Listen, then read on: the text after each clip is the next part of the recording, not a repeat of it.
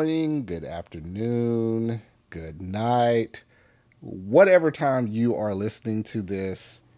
Hello, we are back with another episode. I know we've been gone for a minute, but life has been lifing. Man, life has been and lifing. and not in the fun way, not in the, Not, like the we got unexpectedly rich kind of way, and now we have to handle our wild success I wish it was like kind that, of man. way. If it had been like that, then I'd be like, shoot. Hey, life has been Yeah, great, y'all. yeah, it'd be great. Unfortunately, it went wildly in the other direction. So, of course, this your boy, Unpopular Black Gamer, aka Dante, here always with your boy Patrick. Say hello, Patrick. Hello, everyone. And this is another episode of Strange Trek where we talk about everything that is just weird, crazy, just any just interesting things when it comes to Star Trek that you're just like, what the hell was that?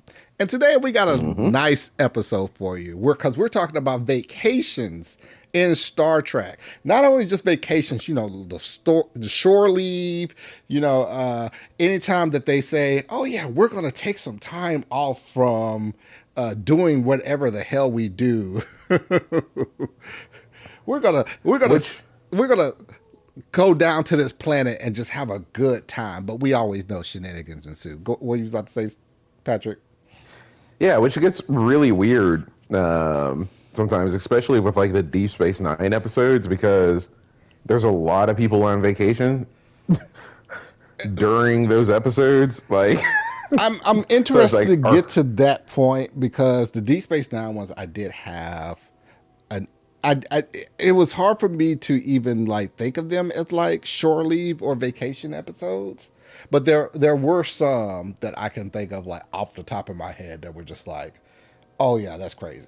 But yeah, because go ahead. technically the Klingons were on shore leave at the beginning of the Way of the Warrior episode, and then by the end of that two-parter, they're in a full-on fist fight in Ops with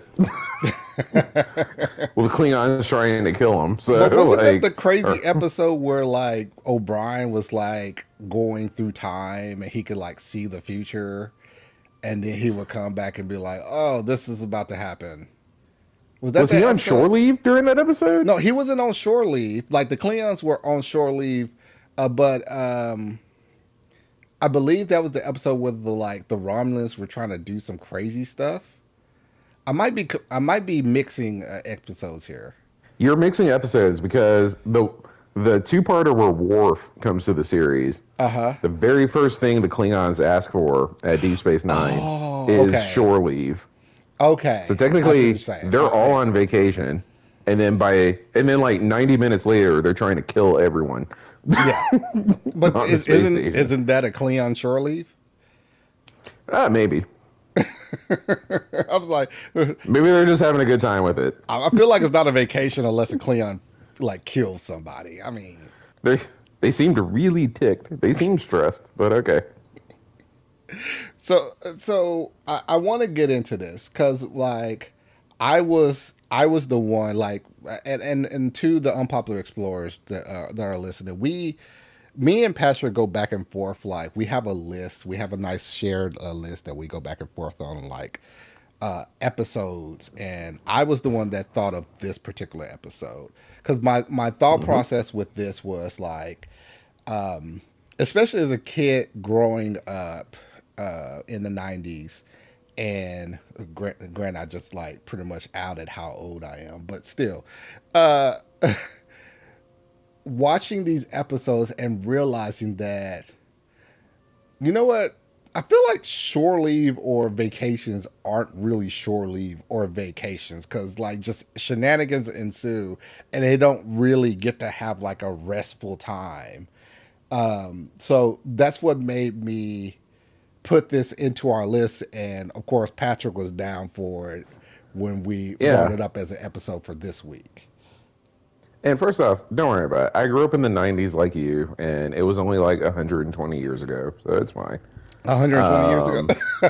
Um, okay. Maybe it was 130 years ago, but I was Damn, trying to give us a damn. little. Now we're getting older. Yeah, because if you think about it on like a writing front, which I think I've explained to the Unpopular Explorers, I'm a nonfiction writer, but have to do quite a bit of writing myself. To make a vacation episode interesting, it can't really be a vacation episode. And when I was doing research for this, I realized just how few vacation episodes there really were. Because if you did a true vacation episode, it'd be really boring, right? Like, Well, um, my thought process with vacation episodes could like show that the characters that are going on vacation actually had a nice restful time, but everybody else that did not, like shenanigans ensued. But it always seems like with Star Trek, the people that are going on vacation, crazy crap happens to them.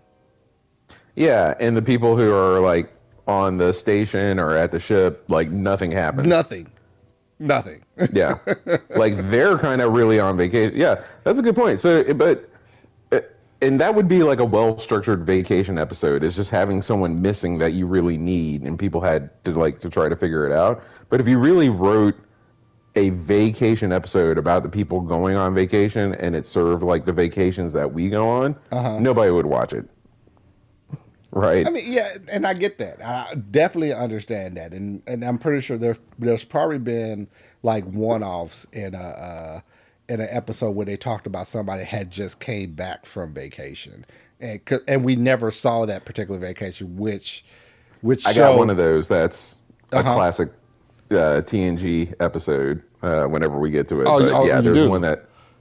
Hmm. Okay, so, Do you so want me to say it now, or do you now want me I'm to wait? interested. Actually, I do. I do want you to say it right now. Like, go ahead. The game. Um, Riker gets the game on Ryza because he's like, and Oh you see it, and like yes, he's running around and having fun with the lady at Ryza, and she gives yes. him the game, and he brings it back to the Enterprise, and then Wesley Crusher, who is actually on vacation from school, he's on a break from school to hang out, has to save the whole ship with oh shoot, what's the actress's name? Oh Oh shoot. yeah, she is gorgeous. She is a Yeah, gorgeous yeah, she's and extremely famous. I can't. Ashley Judd. I think that's Ashley Judd. Ashley Um, Judd. Oh wow, that was her. I think that was her in the game episode. But yeah, that game, the episode, the game revolves around two vacations, which is Okay, incredible. that's hilarious.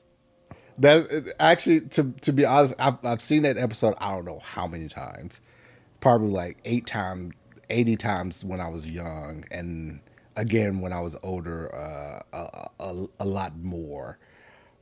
But it never occurred to me that that was a two vacation episode. First started off with Hmm.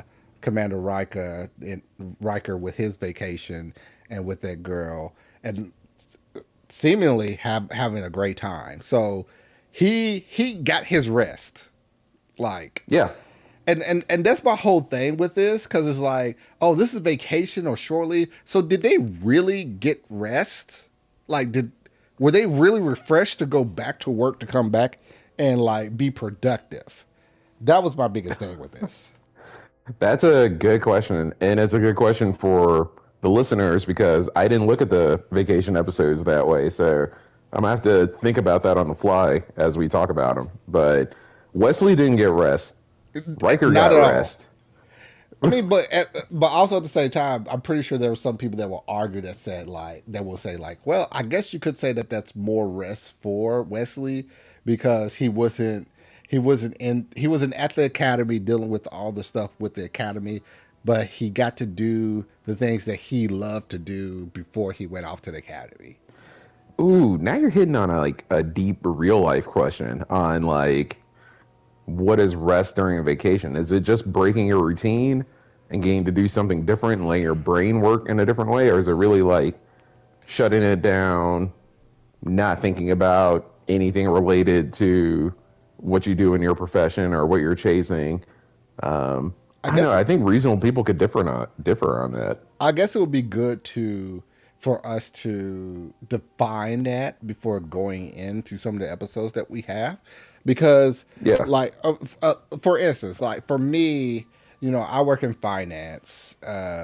When I'm on vacation, I don't want to deal with anything dealing with finance. Like I, between me and my wife, I am the person that deals with all the bills and everything with the Mm-hmm. household.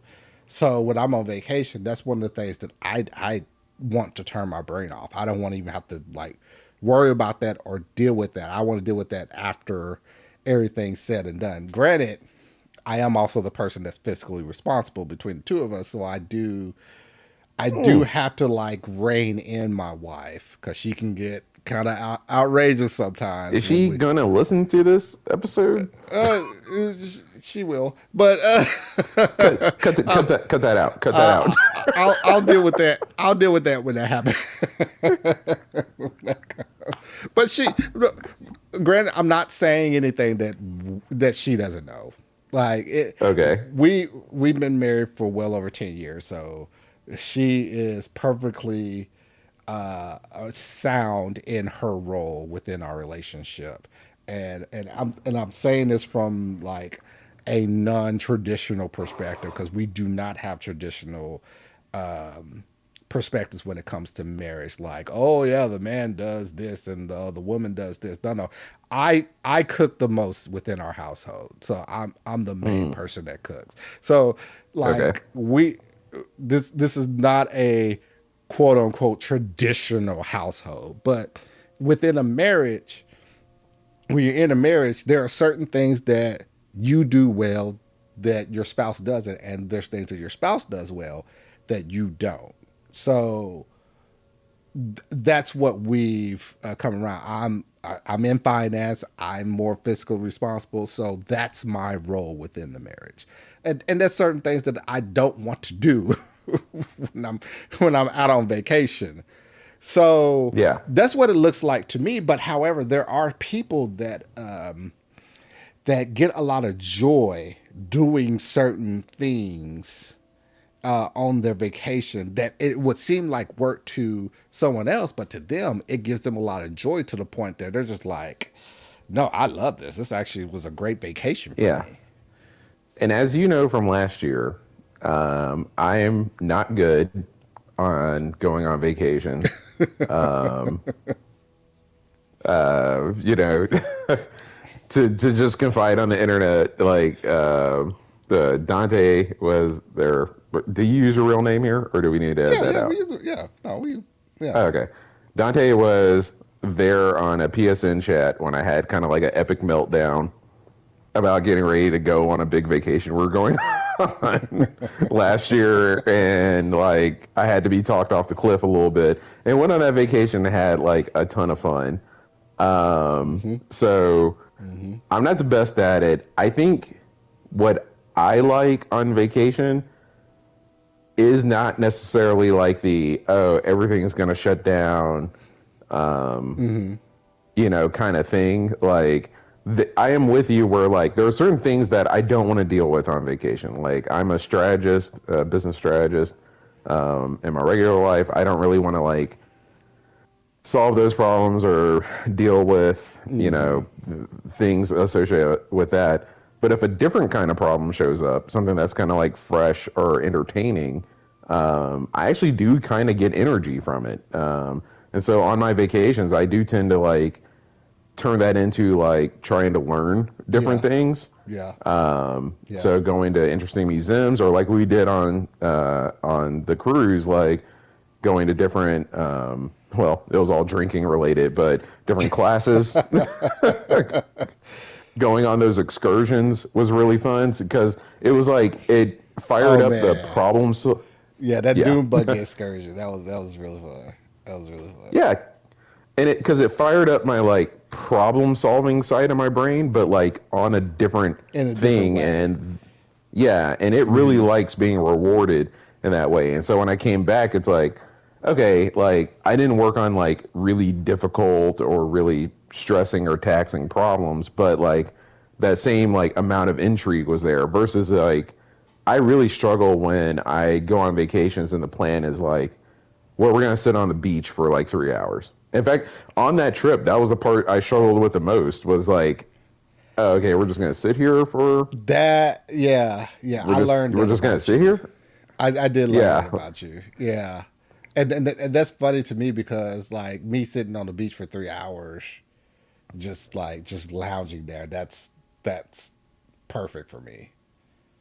yeah, Like, yeah. So people but relax in different ways, and I still, even in that part of the vacation, I still had a lot of fun. So if any of any of our friends who hear that, I still really enjoyed myself. But I do remember a specific portion of that where I was like lounging on the beach with a few of our friends, and I don't know, I felt so like out of place.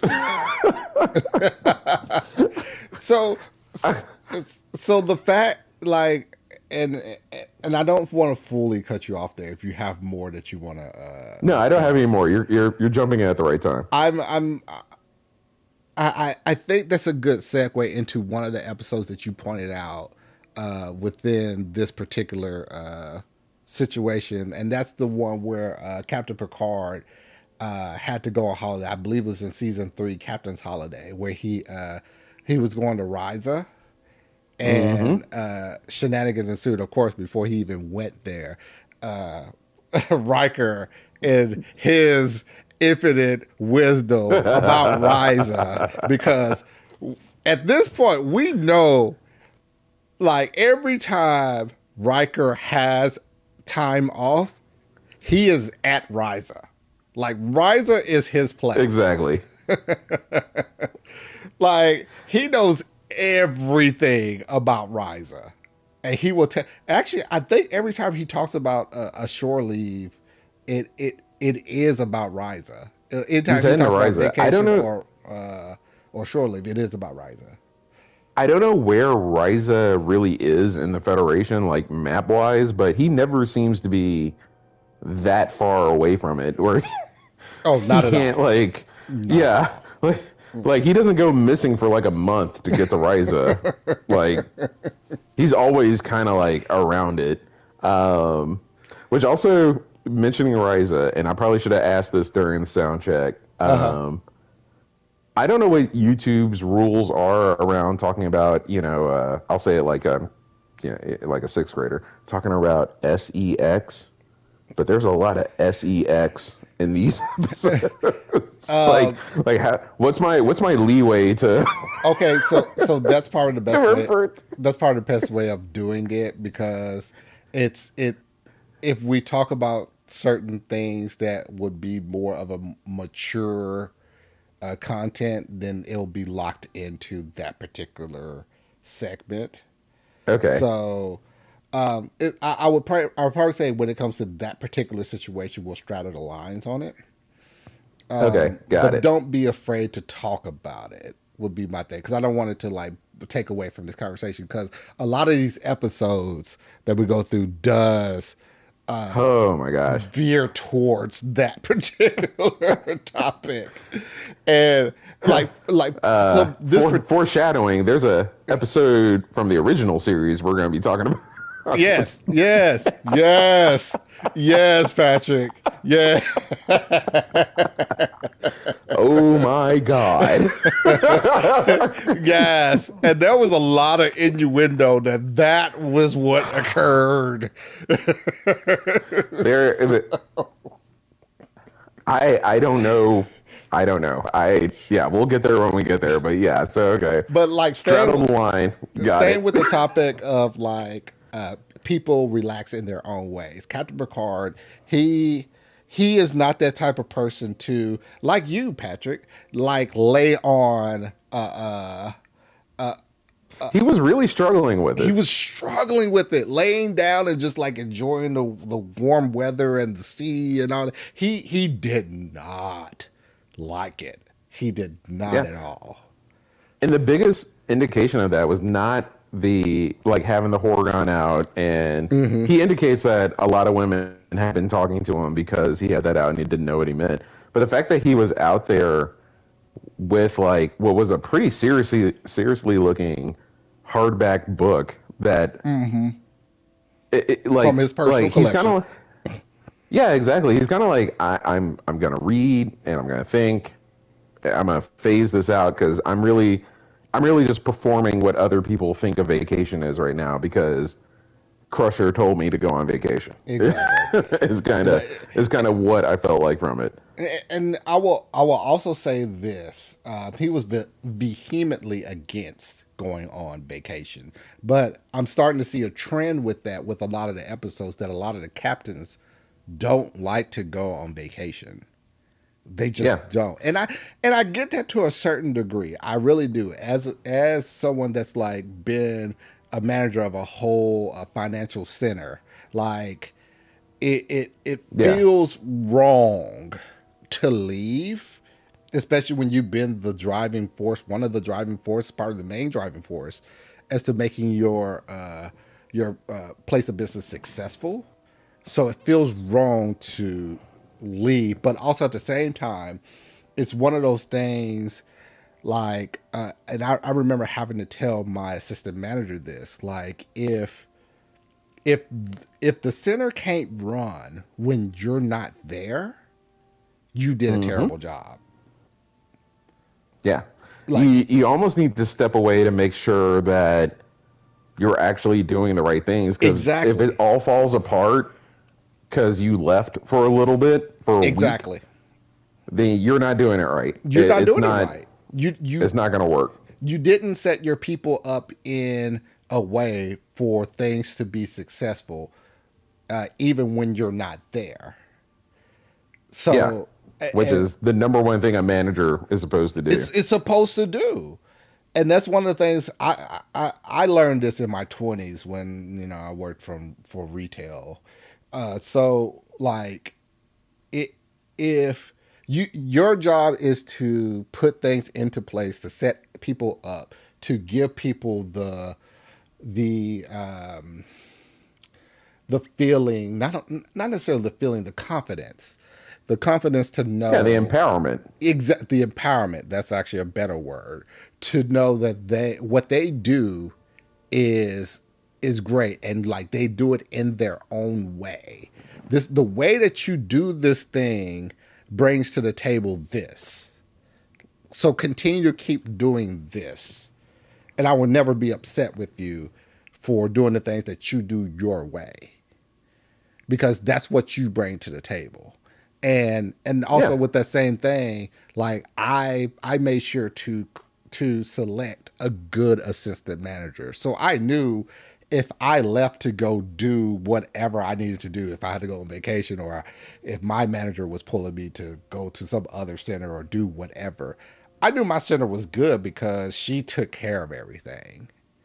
And she told you to get that Horgon before you went to Ryza. Uh, mm.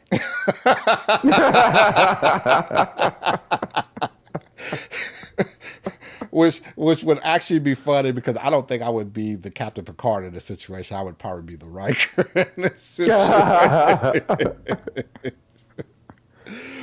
But Yeah, I like, know. You'd be the one telling me, be like, "Hey, get this thing." How he doesn't know what this means, but he'll be fine. He'll be but fine. but that's one of the things that got to me about this particular episode, because it's like do you not feel like your people are not set up in a way to where if you wasn't there, the things would be taken care of? I don't believe that, because he had a lot of faith in Riker, especially by Yeah, this point in season three. I will say two things about the premise. Knowing that I'm someone that vacations more like Picard between the two of us is one. I think he was holding on to being there for. I think the episode begins with like being there for like a refit or something like Mm-hmm. that. Like Mm-hmm. it's like a very routine thing that he Mm-hmm. was clinging on to. Like he just had to be there for it, and he absolutely did not need to be there for it. Like everything would have been fine. It's a sense of But control. it's a sense of control, but he was also tired when he was doing that. And when you get tired, you feel like you need to control more things. So like I kind of got that in like his people. In many ways, the system he set up worked because his people stepped in and was be like, "Hey, look, you need to get on out of here." The one thing I disagree with Mm-hmm. and what his people did for like where he should go and what he should do is he actually threw out an idea, and I can't remember what he called it, but it was like some conference that he was going to go to that was like it sounded like it was his people, it was like Oh archaeology, yeah, not yeah, something yeah. like that, and he was like, I gave some serious thought to going to this, and Crusher's like, no, you need to go bask on a beach and not have serious thought at all. And that part of the episode made me think, like, actually, let him go to Yeah, that conference. That's like yeah, yeah, that's like his thing. yeah. Because I understand what Crusher was trying to do. Crusher was trying to say like you need separation from like all work. And this particular conference, I believe it was like a geological conference. Yeah.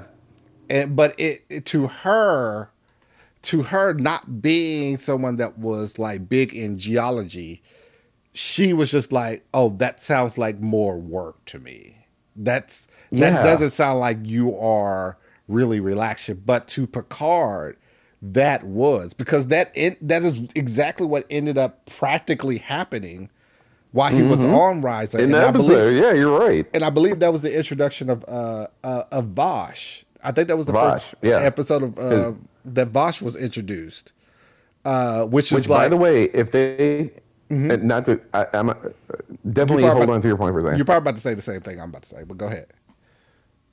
I think if this was modern television, Vosh would have been Picard's love interest over Yes, multiple seasons. he was the Okay, so she yeah, we were was about to say the same considered thing. the Yeah. first love interest.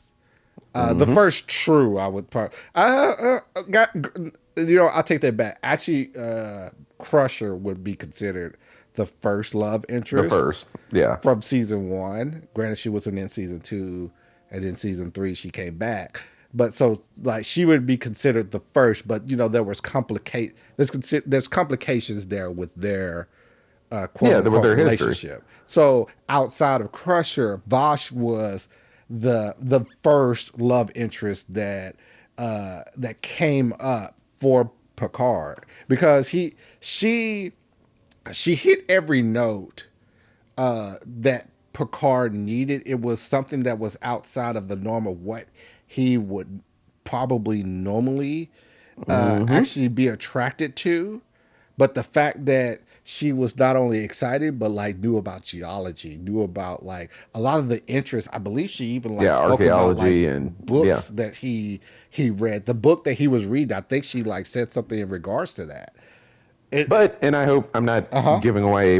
I hope I'm not giving away some of my attraction on the internet here. But she's also a bit of a puzzle that he can't figure out, and so Yes. he's just Yes. continually intrigued by her. Like even at the end where she's like, I can't remember what place she said she was going to. It was like, I'm going to go do this. And he's like, I can't believe you're going to blah, blah, blah. And she just says that to draw out the fact that he actually, like, really cares what happens to her and Mm-hmm. gets totally fooled. Like, it's like, okay, that's, Mm-hmm. it's like, she understands Picard and knows how to, like, playfully get reactions out of him. And I'm like, okay, so that's a fun vacation. If that ever happened to me on vacation, I'd probably never leave the cruise ship or wherever I'm It's at. it's that Like I'm woman. done. It's that woman or significant other that comes out of nowhere that you didn't think would even be a match for you, but Right. like they intrigue you so much. It's like, huh? I think this is really a situation where opposites attract. Like she was enough of an opposite Mm. to attract him, but also at the same time knew certain things that he was interested in. Not Yeah, they everything. were. So actually, it's interesting that you brought that up because as a single male out here, ladies, I know all the ladies who are going to listen to this Woo, will be woo. instantly interested. But I've actually like been I'm not gonna say researching, but like adding to my like media profile information on dating and things like that.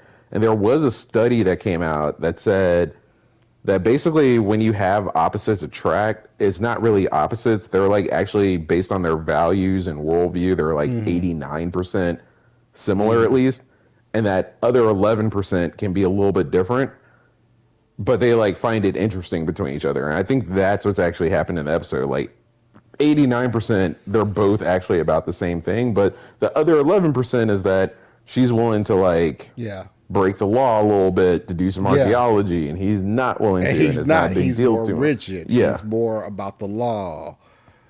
But yeah, she isn't. And that's part of the part that like kind of unsettles him about her, but at the same time like she's so interested because she can talk geology, she can talk about philosophy, yeah, she intrigues him in that way, but also at the same time she's kind of dangerous.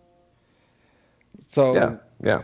It's definitely a Batman Catwoman situation between oh, Picard and Vosh. that is a really good way of putting that. That is a really really good way of putting that. I would Yeah, definitely say that. Most definitely. And but like going back to what he did during that episode, that was like by the end of the episode when he went back to the Enterprise, he was happy.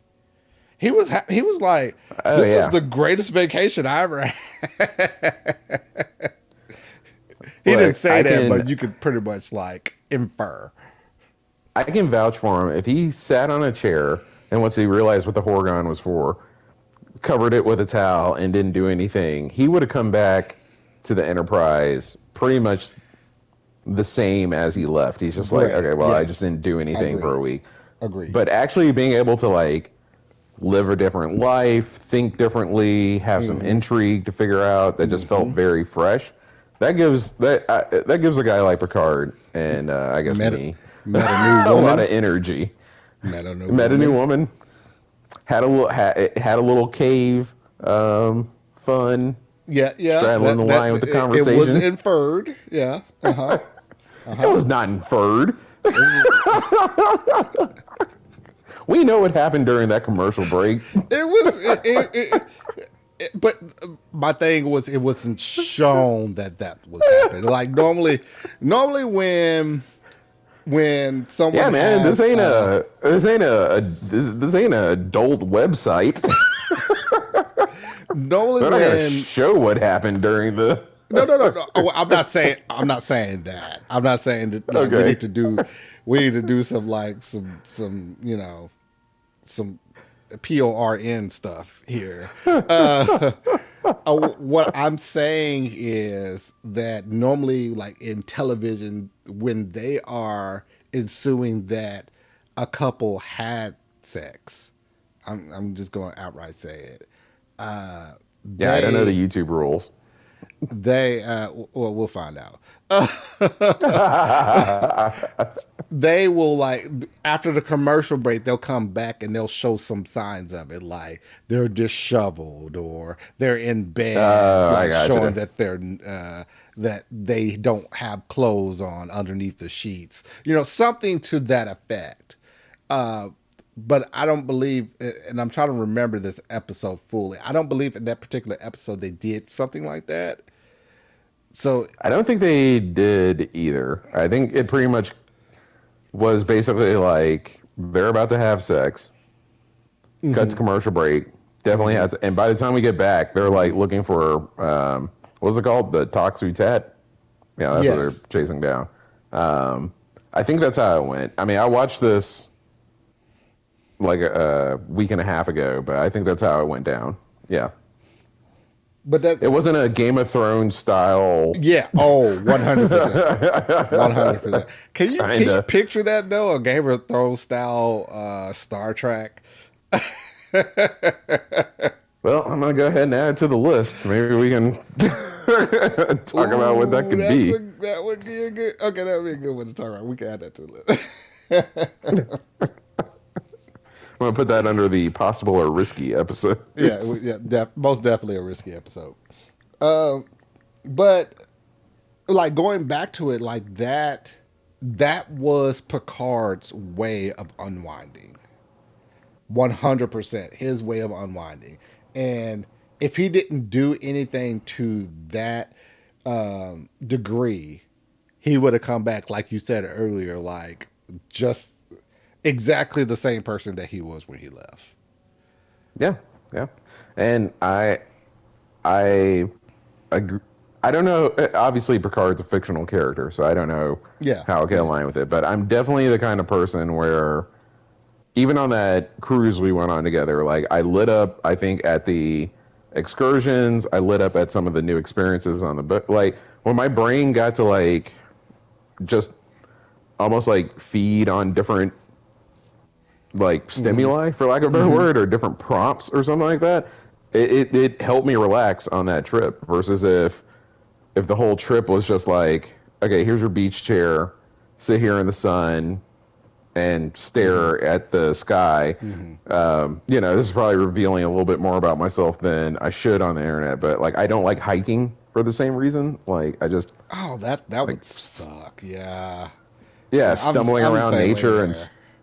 okay, yeah, staring at trees, like I can't do it. Like so yeah, I Captain's Holiday is the most rewarding vacation episode I've seen on a personal level just because I'm like, yeah, honestly, it's weird, but especially with like the time traveling aliens that we don't know if they really Hmm. were time travelers Hmm. or who they were really. Hmm. I'm kind of like, yeah, this would be the kind of way, like even with the sex, like I would enjoy like setting up like that.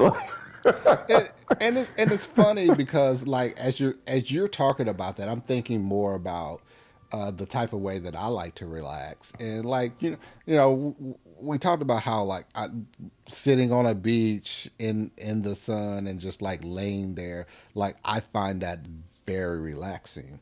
But also at the same time, the things that would make me less relaxed is if there's some type of structure in the vacation. Like if Yeah. every single thing is planned out, I am more apprehensive about. I am.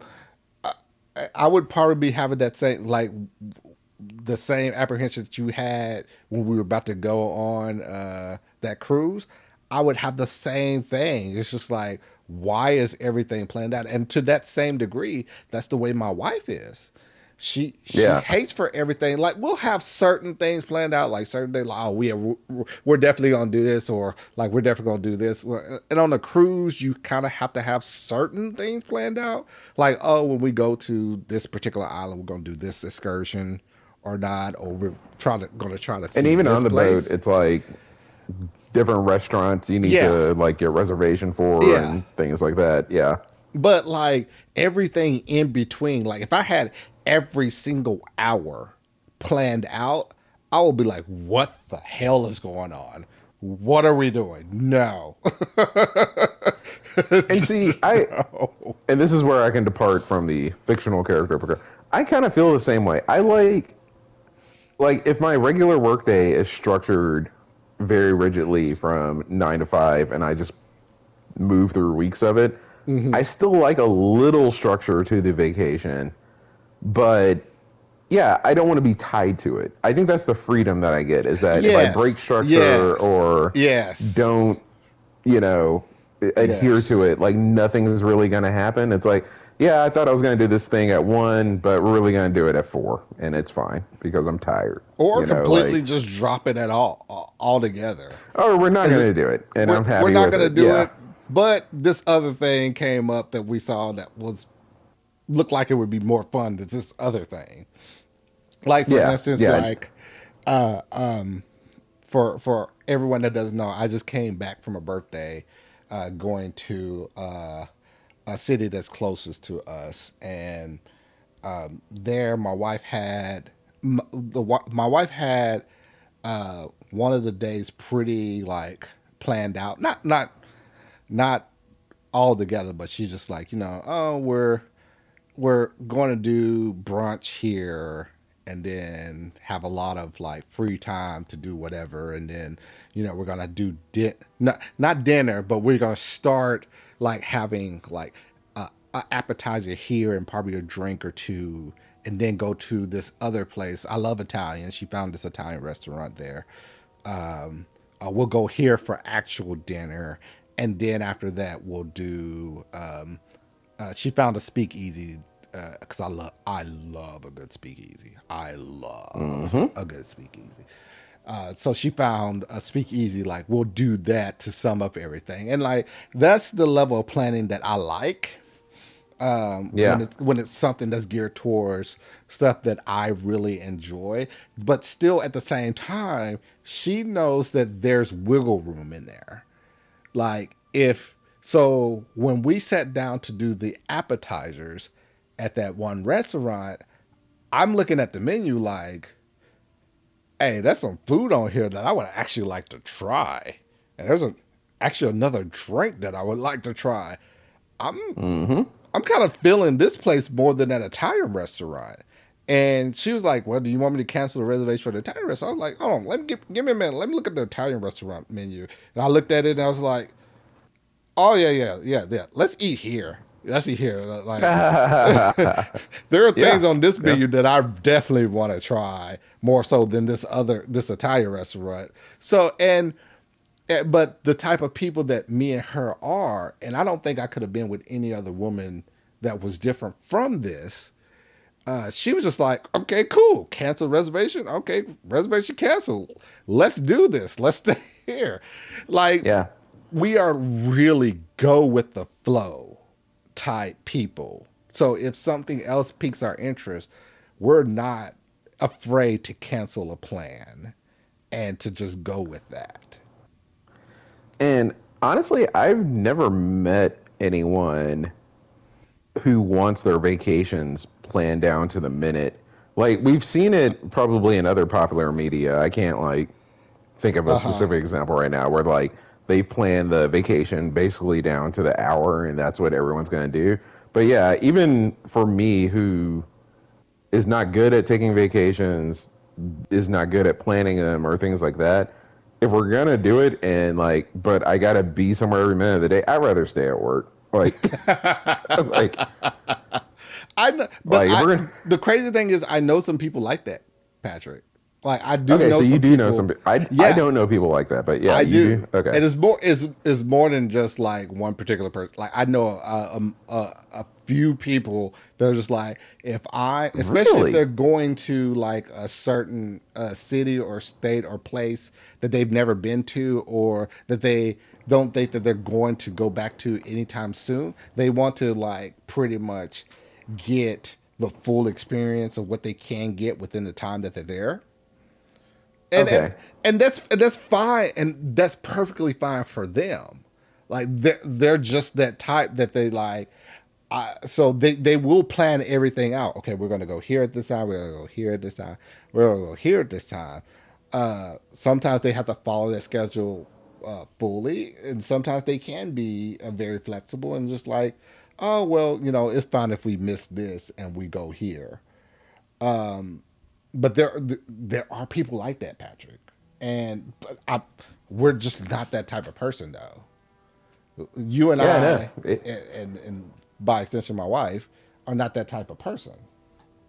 yeah, no. There's got to be flexibility. Otherwise, I'd rather just be.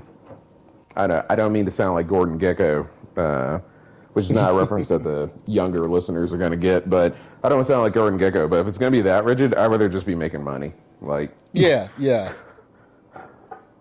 Because our lives are already pretty much scheduled. Like when I wake up on Monday through Friday, I know I'm gonna have to wake up at 6:50, get ready for work, and like get my clothes on, like and get in the car by this oh, you don't time to do be able to the. beat traffic and get to work at the time that I'm supposed to be there. And like when I get to work, the first thing I do is I look at my emails.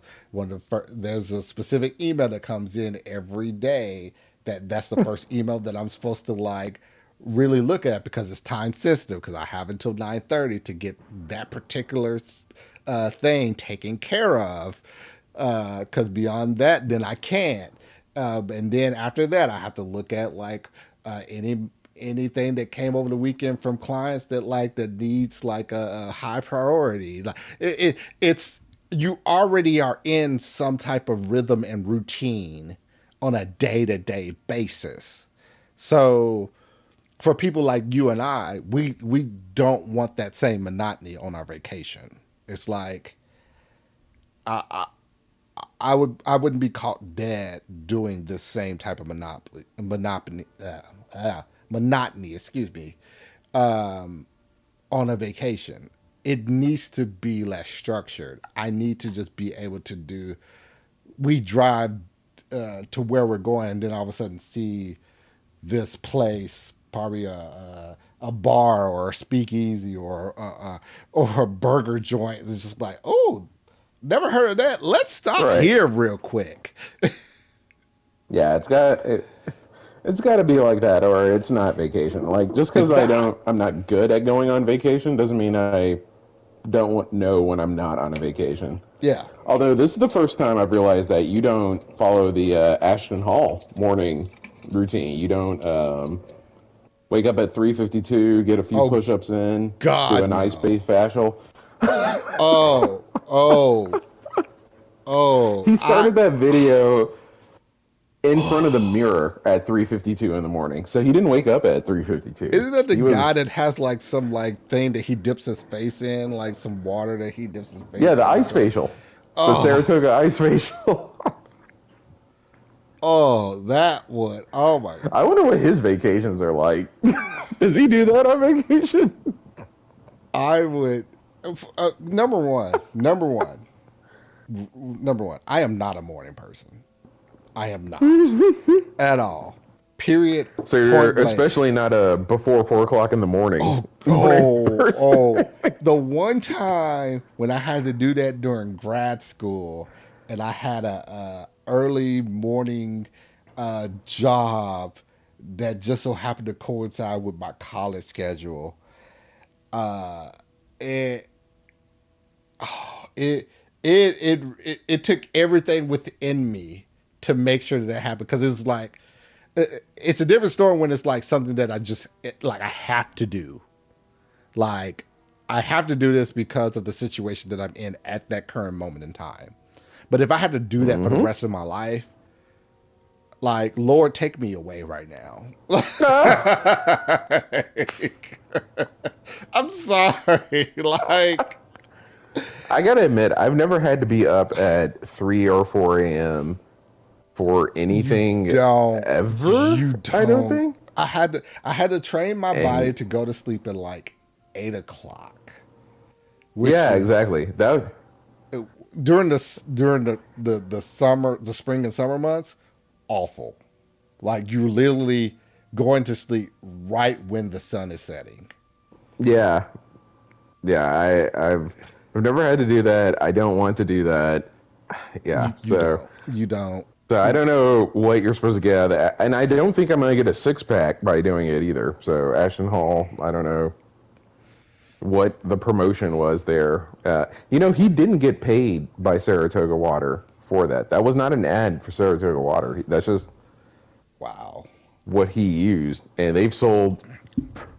I'm I sure they don't sold a know. lot because of Yeah, this. yeah, and he didn't get a dime from it. So I'm like, I don't know. You didn't even Oh coordinate with no. him. And I'm waking up at the last possible moment just enough to be able to get enough sleep, but also have enough time to be able to get dressed, brush my teeth, do my like facial routine, Yeah, and morning routine. yeah, and get my food ready and get in the car and drive to work. So Yeah, I like the bare minimum time, like and probably I really should wake up earlier than that, but I feel like if I did, I would be less productive at work if I did. probably, probably. And But you so, know what? mhm, Going back to the episode real quick, I think what we described is actually what happened to Picard in the Captain Holidays episode yeah, because he didn't have a structure. It just kind of came up and he responded to it, and like you know, he didn't know he was yes, gonna have sex with Bosch. yes. Like like he just kind of like It was responded a to kind of like everything. whatever happens happens type deal, but he was also doing something that he thoroughly enjoyed too, which was archaeology. Yeah. Although, he did point out, and I don't know what other episodes we're going to end up talking about. I do know one, which I'm looking forward to talking about. But I don't know what other episodes he flagged for us to talk about. We're going to that next. I'm sorry. We have Okay. to- One thing I noticed, and I noticed it about the episode where Worf goes to Risa. I can't remember the name of it, or I think it's This was Lit. Deep Space Nine one. Yeah, Yes. is that in both those episodes, it felt like the writers forgot about laws or regulations Yes. because Yes. at some Yes. point Picard is approached by these future time travelers and just kind of decides on his own that, oh, I can just handle this. Yeah.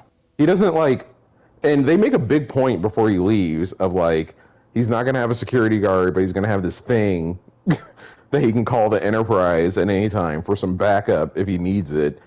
And he gets approached But by he never future does. space police. Yeah.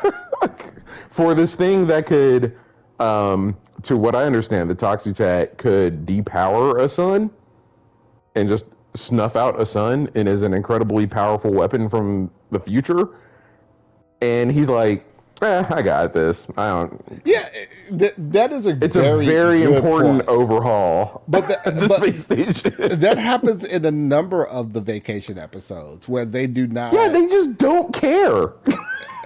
It's like you have a whole crew that can help you with this particular situation, right? Oh, so we Yeah. don't want to contact them. We don't, and this and you're like, okay, yeah. The title of this series is Strange Track. This is the part that's strange because like you got you got a whole crew, people that's backing you up that can help you with this particular situation, but you don't contact them, You don't or contact them. or No. within that, the writers don't explain like, oh, well, the Enterprise is at this other planet and it could take this much time to get to you, so there's really no backup. No. It's just Picard is facing what arguably could be an existential threat to a lot of places if this thing falls into the wrong hands Yes, with a woman that he's just met yes. and just Doesn't kind even of know from decides that, Timbuktu. yeah, Has to he trust just kind her. of decides that calling for backup is not really necessary in this situation, which for me as a regular person, I'd be like, hey, y'all, before you start that overhaul, come on back. No, I'm not Mhm. done with my vacation, but come on back. We gotta settle some stuff, and then I can do my vacation. like, like it was wild to me. Yeah. The whole episode where he's like working on this whole mystery. He has to punch a dude out in this episode as well, which we very rarely see Picard do. Very, very And rare. and through all this, he's just kind of like, I mean, I know I'm the captain of a of the flagship of the Federation, but we got this. Okay, The only so time they help is when he's like, program what transporter code 14 or something like that, and even Riker's like, I don't know what that means. And he's like, they're in orbit, and he's like, I need like 5 more minutes no, to no. settle this. You sure Riker didn't know what that meant, or was just like he was thrown off that he would give that command for this particular? Because to Riker's point of view, it was just like, oh, we're picking up the captain. He's been on Rising. He's had a good time. Da da da. We're picking him up, and then one of the first things that he says is That's a good like, point. "Hey, hey, Command 14 on this particular night." It's like, what the hell? Like Yeah. that's an emergency situation. Like, Yeah. you, Give me the transporter code where something blows up. I'm not going to yeah, give you any context. no Just believe context, me. zero. I got work to do. I really think it was more on that lines for that. At least that's Yeah, how I okay. So, took yeah. that particular situation. I think you're right. I think you're right. But it's weird that in what seemingly was a very unclear life threatening situation, Uh-huh. that with the Enterprise in orbit or close enough, or at least close enough for you to beam Still you out don't of have there. anybody on standby. Yeah, we're not going to explain anything to Nothing. anybody on No. the ship. No. Not enough time to explain. Patrick, like, Yeah, it. there's zero time to explain the situation. All right. And on some level, it's like I know he's having fun at that point in his vacation because he's like, don't ruin it for me. I got this. But but in this next scene, it really is a life-threatening situation. He could die, and the Enterprise is just like, well, let's do say that he did die through this situation. He didn't in the episode, but still, like, let's say that he did. It's like Riker has to like talk to Starfleet Command on what the hell just happened, and he I know, has right? nothing. He has nothing. The No, captain because just told me to stand by.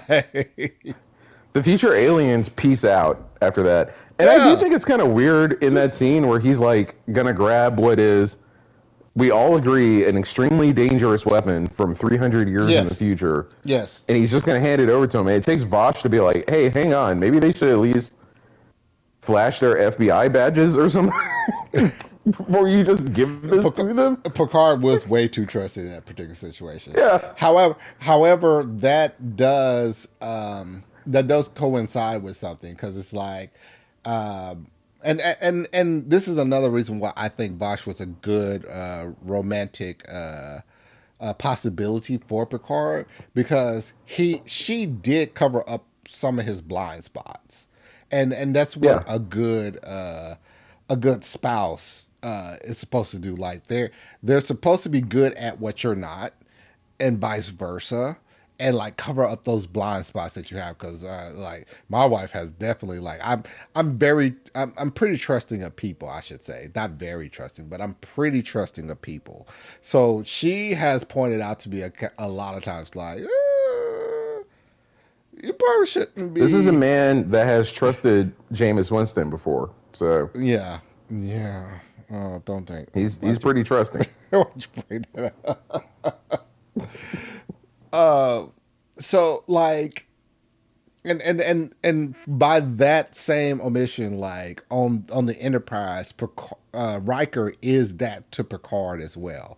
Riker is a good counter to Picard to be able to, like, those blind spots that Picard has, Riker would be able to, like, well, captains, da da da da da da. Same thing with Yeah. Spock to James T. Kirk. Same thing with Kira to Cisco, and so on and so forth. Like, And you're, oh god, we'll get to Spock in a minute. we will get to Spock in a minute. That number one uh, has to be able to see those blind spots, but also at the same time, that's what also makes a good spouse as well, which is kind of weird in when you think about it. Um, So you're both like first officers to each other. yeah, I'll keep that in mind as I continue to search. but I definitely want to get into the original series episode. So, without having a great segue to this particular thing, I have to get into this episode. Well, So, before we jump in, I want to say, in my okay, opinion, despite some of the plot holes with it, which plot holes to me don't bother me as long as you can ignore them. yeah, yeah, Captain's Holiday is a great episode, and oh, I 100%, really enjoyed watching it. And when she comes 100%. back later on in the series, and even when she comes back in Deep Space Nine, it's like I love having that She's through story thread through it. she's an excellent character. Like, I think she's written very well, and the actor that portrays her does a really good job of portraying her. Yeah. Like, And the fact that the uh-huh. first two seasons of Picard don't involve her in anything Oh my is god. Oh my god. We're breaking up that series. You know my rule. You know my rule. We don't bring up that series unless we necessarily have to. All right. which is why I bring it up every episode. I didn't expect this to be the way to do it, but the fact that there wasn't a Vosh storyline in or a Vosh episode in any of those episodes focused on him particularly was is a miss. You know what? The fact So that you even brought that up, you know what? I feel like that they should have even had like a particular situation from the TNG in Star Trek Picard where he said, "I told you, I'm finding some way to loop this into every episode." Every episode, we're gonna play this clip. I'm sorry, it's one of my favorite clips. every episode you're gonna get that clip. Every episode you're gonna get me bringing up a card for no reason, or maybe a closely related reason. But there should have been a Four Lights reference, and there should have been Vosh in Picard. So, but they missed out on that and They, tried to make up it with a very fire season 3. I, But you know what? We probably need to have an episode talking about how seasons 1 and 2 of Picard could have been better, and like ooh, throughout a lot of ways that it could have been. Because there's a multitude of ways that season 1 and 2 of Star Trek Picard could have been better. And yeah, I'm not rewatching them though to oh talk about God, it. no! Oh no! No! No! No! No! No! No! No! No! No! No! No! No! No! No! I one watch was enough. This is one of those series that only season 3 will I rewatch. Every the season 1 and 2 I will not. I will not. I will not.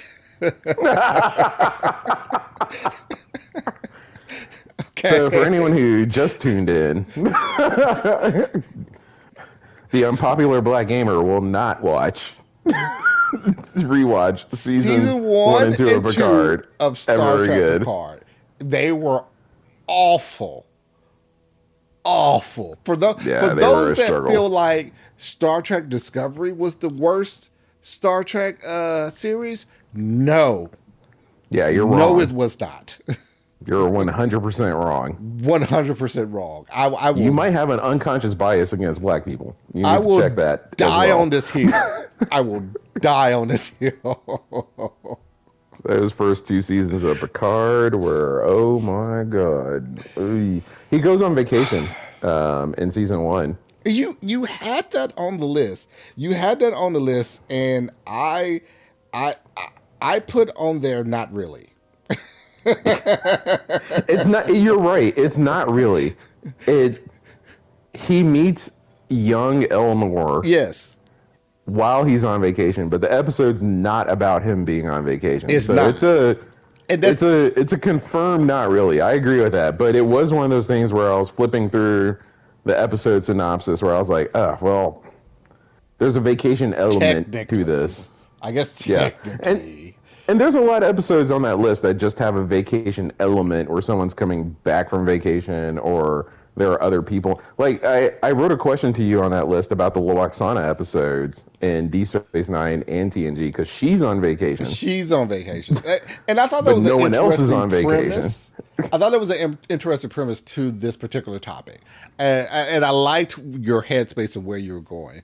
But to me the idea of this particular episode was like the main characters because Roxana is not technically a main character. She's a reoccurring character within Star Trek. Yeah, So uh, I couldn't put her within that particular same um, vein for this yeah, particular episode. Uh huh. which I totally agree with. I was just being like very inclusive of what the vacation episodes are. Obviously, there's a couple of times that, man, I hate bringing it up because, sorry, unpopular explorers, because of some of the stuff our host is going through. But like, there are times where people took time off for very sad Oh reasons yeah, yeah, that yeah, yeah. I was like, "Ooh, maybe For I wouldn't call it vacation, but you know, they're off, like they're outside of their routine. So yeah. for those that don't know, I'm dealing with a death in the family right now, and it's a very close death within the family that he's pointing out, and yes, that's one of the that is one of the areas that is, but I can't necessarily say that that's a vacation. Yeah, because you wouldn't want to do this. Exactly. Yeah, Exactly. so And so anyone that that's was ever dealt with death within a family, especially when it's close, and you even have to like deal with their estate or dealing with like putting together the funeral and everything. It's a lot. It's a lot that you have to deal with while grieving yeah. too. Yeah, you need to take time off for it, but it's far Hmm. from a vacation. It's It will far never from it. Far from count. It will never count as a vacation. So even when I was going through it, I was like, okay, I get it. It fits the trope of they're off the ship, not acting as it. Hmm. officers necessarily. Hmm. But I was hesitant to add it to the research list, but I was like, well, but it is inclusive of it. But it It for is. those who, I, yeah, it's not a vacation. I can't be upset with that. Not at all. Not in the least because it's relative to what we're talking about, and Yeah, it's a very good point to touch on because yeah, it is a bereavement episode. It's a yeah. character going through and one terrible bereavement episode with which involves Beverly Crusher. Uh, She has full on sex with a and the candle ghost, in yes. that episode. And Picard walks in on her while it's happening, and he doesn't know and there's no like anyone else in the room or anything. With Picard, spoiler alert for future episodes, we actually have an episode drawn out of like what is one of the worst what is the worst episode in Star Trek, and that episode is definitely on the list. One very hundred strange, percent. very strange. If And if one thing, anything if anything goes to with Strange Trek, that episode 100% goes with it. and one thing to remember, especially as we're about to talk about this TOS episode, and Uh huh. we're getting there. I didn't intentionally try to talk about other things on the way there because I want to talk about the episode. But as we're on the way to it, one thing I want everybody to remember is that these are also your coworkers. Yes. Yes. Yes. like like if you walked in Well, on one of your okay, okay, okay, coworkers, okay, okay. We do have to touch on that just a bit. Because yes, they are co-workers. You are correct. They are co-workers. However, they're on a ship where they see each yeah, other every day. every day. I So get that it's on one very different. hand, they're coworkers, but on the other hand, they can be friends too. Like actually close, And really close friends.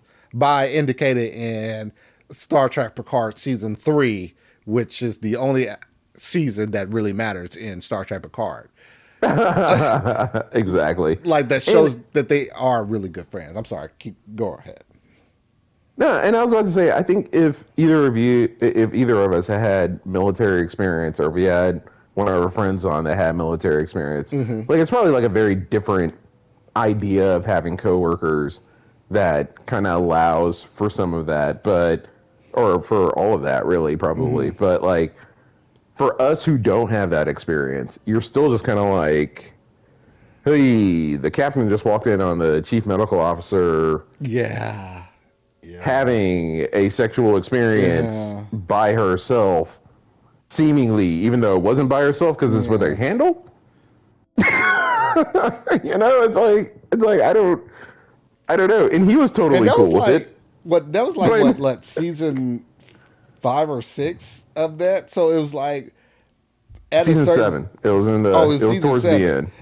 So Yeah. that was at a point where like a lot of crap has happened. So their relationship had evolved to a certain Yeah. point, and this happened. So it's like, oh, okay, I guess this is happening. Yeah.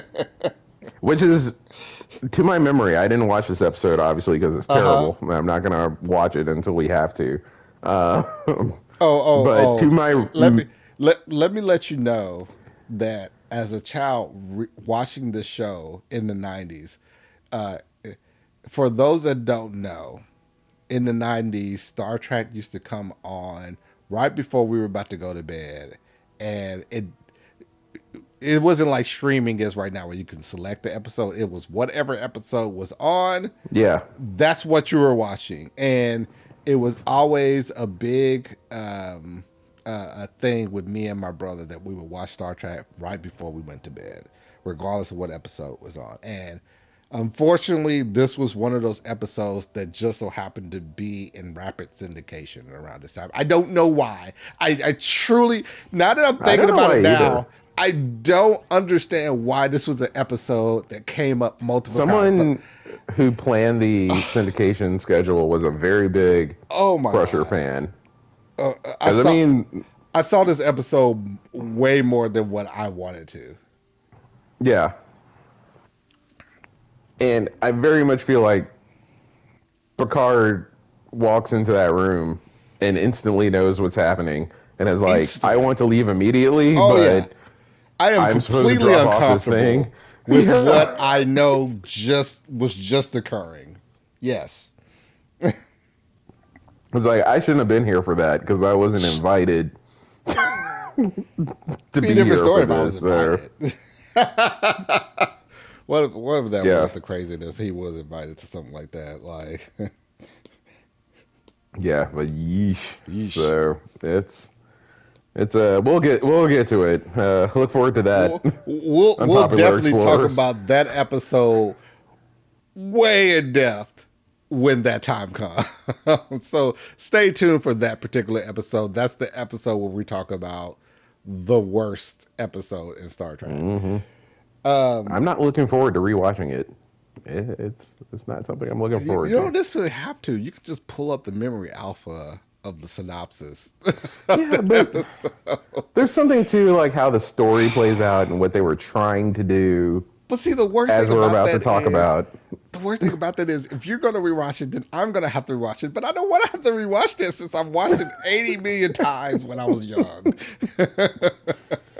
Well, then maybe I just have to rewatch it. I don't know. We'll see. We'll see when we get there. but I we'll talk about that more offline.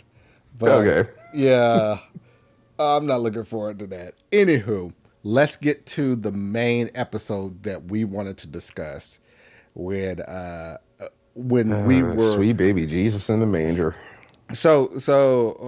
just to give y'all like a brief understanding of what we do outside of the stream. When we come up with a topic, uh, either one of us or both of us would do a strong deep dive and have like a lot of notes in regards to this for this particular episode, because I was dealing with a lot of stuff outside of this and my work. Patrick was so gracious to actually do a lot of deep diving into this. Yeah. And I think Go the ahead. times that neither of us could have gotten to it, we've kind of explained like, hey, this is a light research episode. Like, we're kind of just riffing, and like we Hmm. specifically have topics Hmm. set aside where it's like I think we can just go with like no research on it. This time, I was very happy given everything going on to be like, all right, I'm gonna try and figure out like what the vacation episodes were, Yeah. watch a few of them, and the setup here is that I discovered the first vacation episode in Star Trek history, It's the Star very Trek first one they ever ever. did. Ever. And I'm sitting here thinking to myself, being like, man, this episode must be so influential because they've done so many, Hmm. vacation In, episodes since then in a that way, I it gotta was. watch this. In a way, it was. In a way, it was. I mean, it's had heavy influence on me, in particular, for having watched it. And just for full context, I watched this episode sober. Sober. Stone cold sober. No drink. Yeah. No nothing else. Sober. And So what we're even about. me, I will point out even me. Uh, I because of everything we had that I had going on within the past few weeks, I was unable to watch this show until this morning. Yeah. This morning, once I woke up before dealing with the rest of the day. Yeah. So And what we're about to talk about we both have perfect memory of because Yes, there was nothing inhibiting it. yes. And in fact, when you texted me about it earlier today, I mentioned like I'm actually kind of glad I watched it sober because I didn't want to wake up the next day and be like, "Did that really Did it happen in this really episode, happen? or was I just drunk?" So yeah, so this is I watched. We watched the episode for the purposes of being like, man, first vacation episode set the groundwork. All the vacation episodes, which there are a ton of them in Star Trek, It has built to be. off of this. It has to be very influential. This is something that has to like lay the groundwork for these type of episodes within Star Trek. And Oh man, oh my god, did we not know? what I happened in this episode? I I don't I understand it. I'm gonna go back through me and Patrick's text messaging and read the exact text message that I sent to him this morning. I said, and I quote, "I'm only 2 minutes into this TOS episode, and I am sure that I am not drunk nor high enough for this episode." No, and you were not, and I was not. I And keep in my mind, I reply said to I implied that I could have been drinking or could have been high. I had zero. I had nothing to do. I had to go to. I had to go to a visitation for this particular funeral that I'm dealing with, like today. So I had to. I had nothing in my system, in preparation of that. So, and I watched this before I got dressed for said visitation. So I was stone cold sober. Stone I cold. not to make light of anything that you're going through. Uh I huh. hope it lightened the mood for that because Oh, this episode one is so 100%. ridiculous. 100%. It 100% did. It was probably the When best way I to start off this day. when I left this episode of Star Trek TOS, I felt like I was having a psychotic episode. I was like, I don't fully understand what happened to me while watching this or what it was. I don't know, man. And How do you want to get into this? okay, so I don't know where to I start. before we get into it, I do want to give context. I do want to give. I feel like we said this on the last episode or the last two episodes, but me and Patrick watched the original series when we were very young, uh, uh, Hmm. with our parent, because it was different parents for each of us at the time. So uh, the amount of stuff that we remember about the original series is kind of slim. We know a lot of the bigger episodes. Yeah, like the Oh, greatest hits, the ones that are like yeah, really good. I've yeah, seen those. Love those. yeah. But a lot of the episodes in between, we can't remember. We just Yeah, cannot. And then also at the same and time, apparently like for good reason. these episodes were made in the 60s. We weren't born into the 80s, so this was like syndication, and once again, no such thing as streaming at around this time. So we had to watch whatever came on at that time. So it's not like we watched it all the way through from beginning to end. And I'm saying from beginning to end to like season one, episode one to season, what was it, four that they got up to? Yeah, uh, and the last episode of season four. So uh, at some point, we are going to rewatch each episode from beginning to end, and also talk about somehow, that some way. on live stream. It's difficult for us just because of how 60s writing is and how much of a slog it is. One thing I did enjoy, however, watching today's episode was that I am happy to see that the Paramount Plus has the episodes that have the upgraded uh, uh,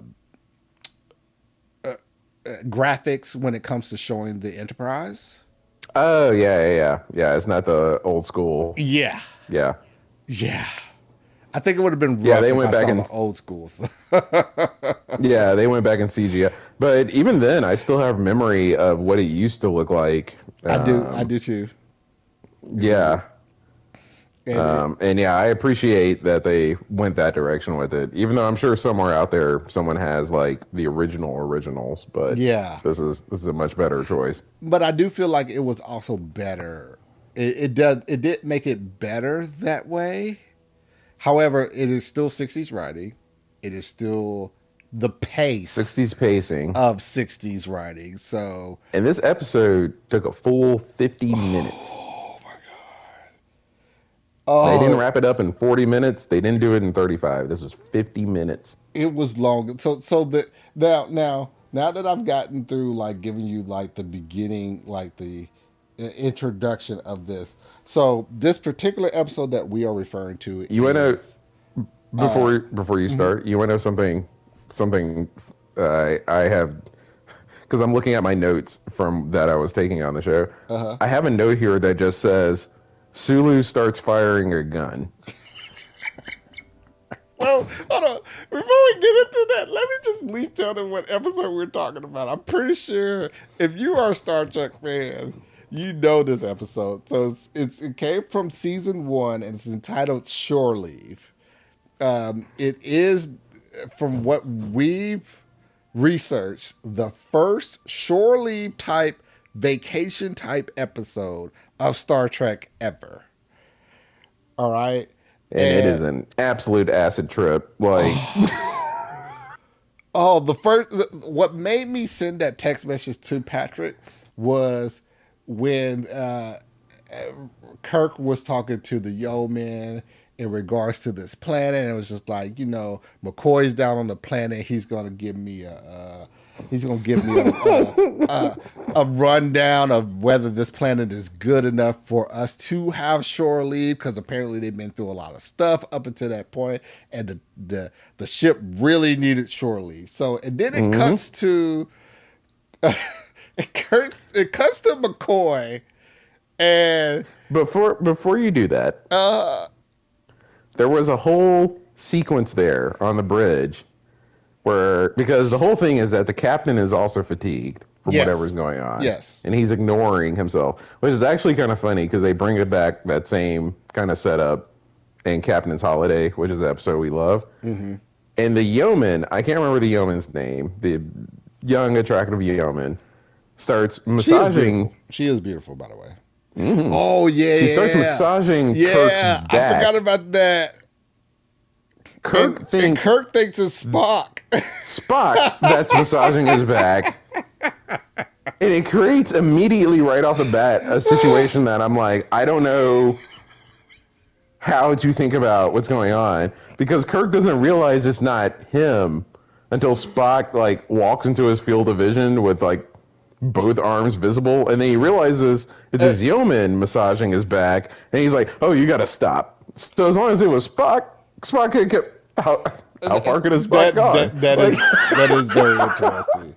That is very interesting. And he's like getting I'm into it like, like, lower, yeah, harder, yeah, right there, yeah, and thinking this is Spock the whole thing, time. thing is, Spock. Once he realizes the yeoman, it has to stop immediately. As long as it was Spock, it was fine. And I'm like, I don't know.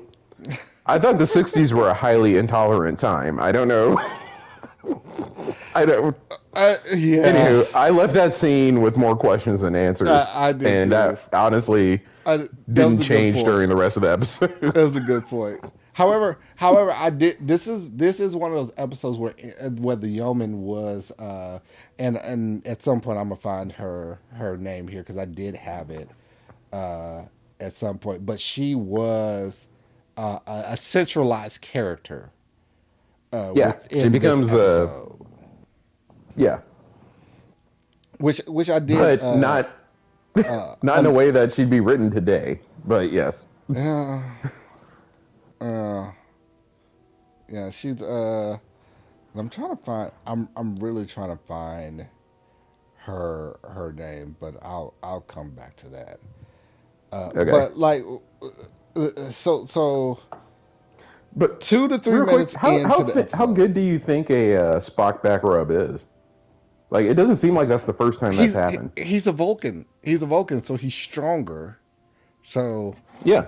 like when he said harder, like I've been you know like ah It is mildly implied that this is not the first time that's happened between them. yes, and this is going down the road path that I don't want to go. Well, it. Did you read the title of the episode? It's shore leave, right? All laws are suspended. All regulations are suspended. Oh man. Oh, that I'm glad you pointed out because that was one of those things that was just like, what in the hell?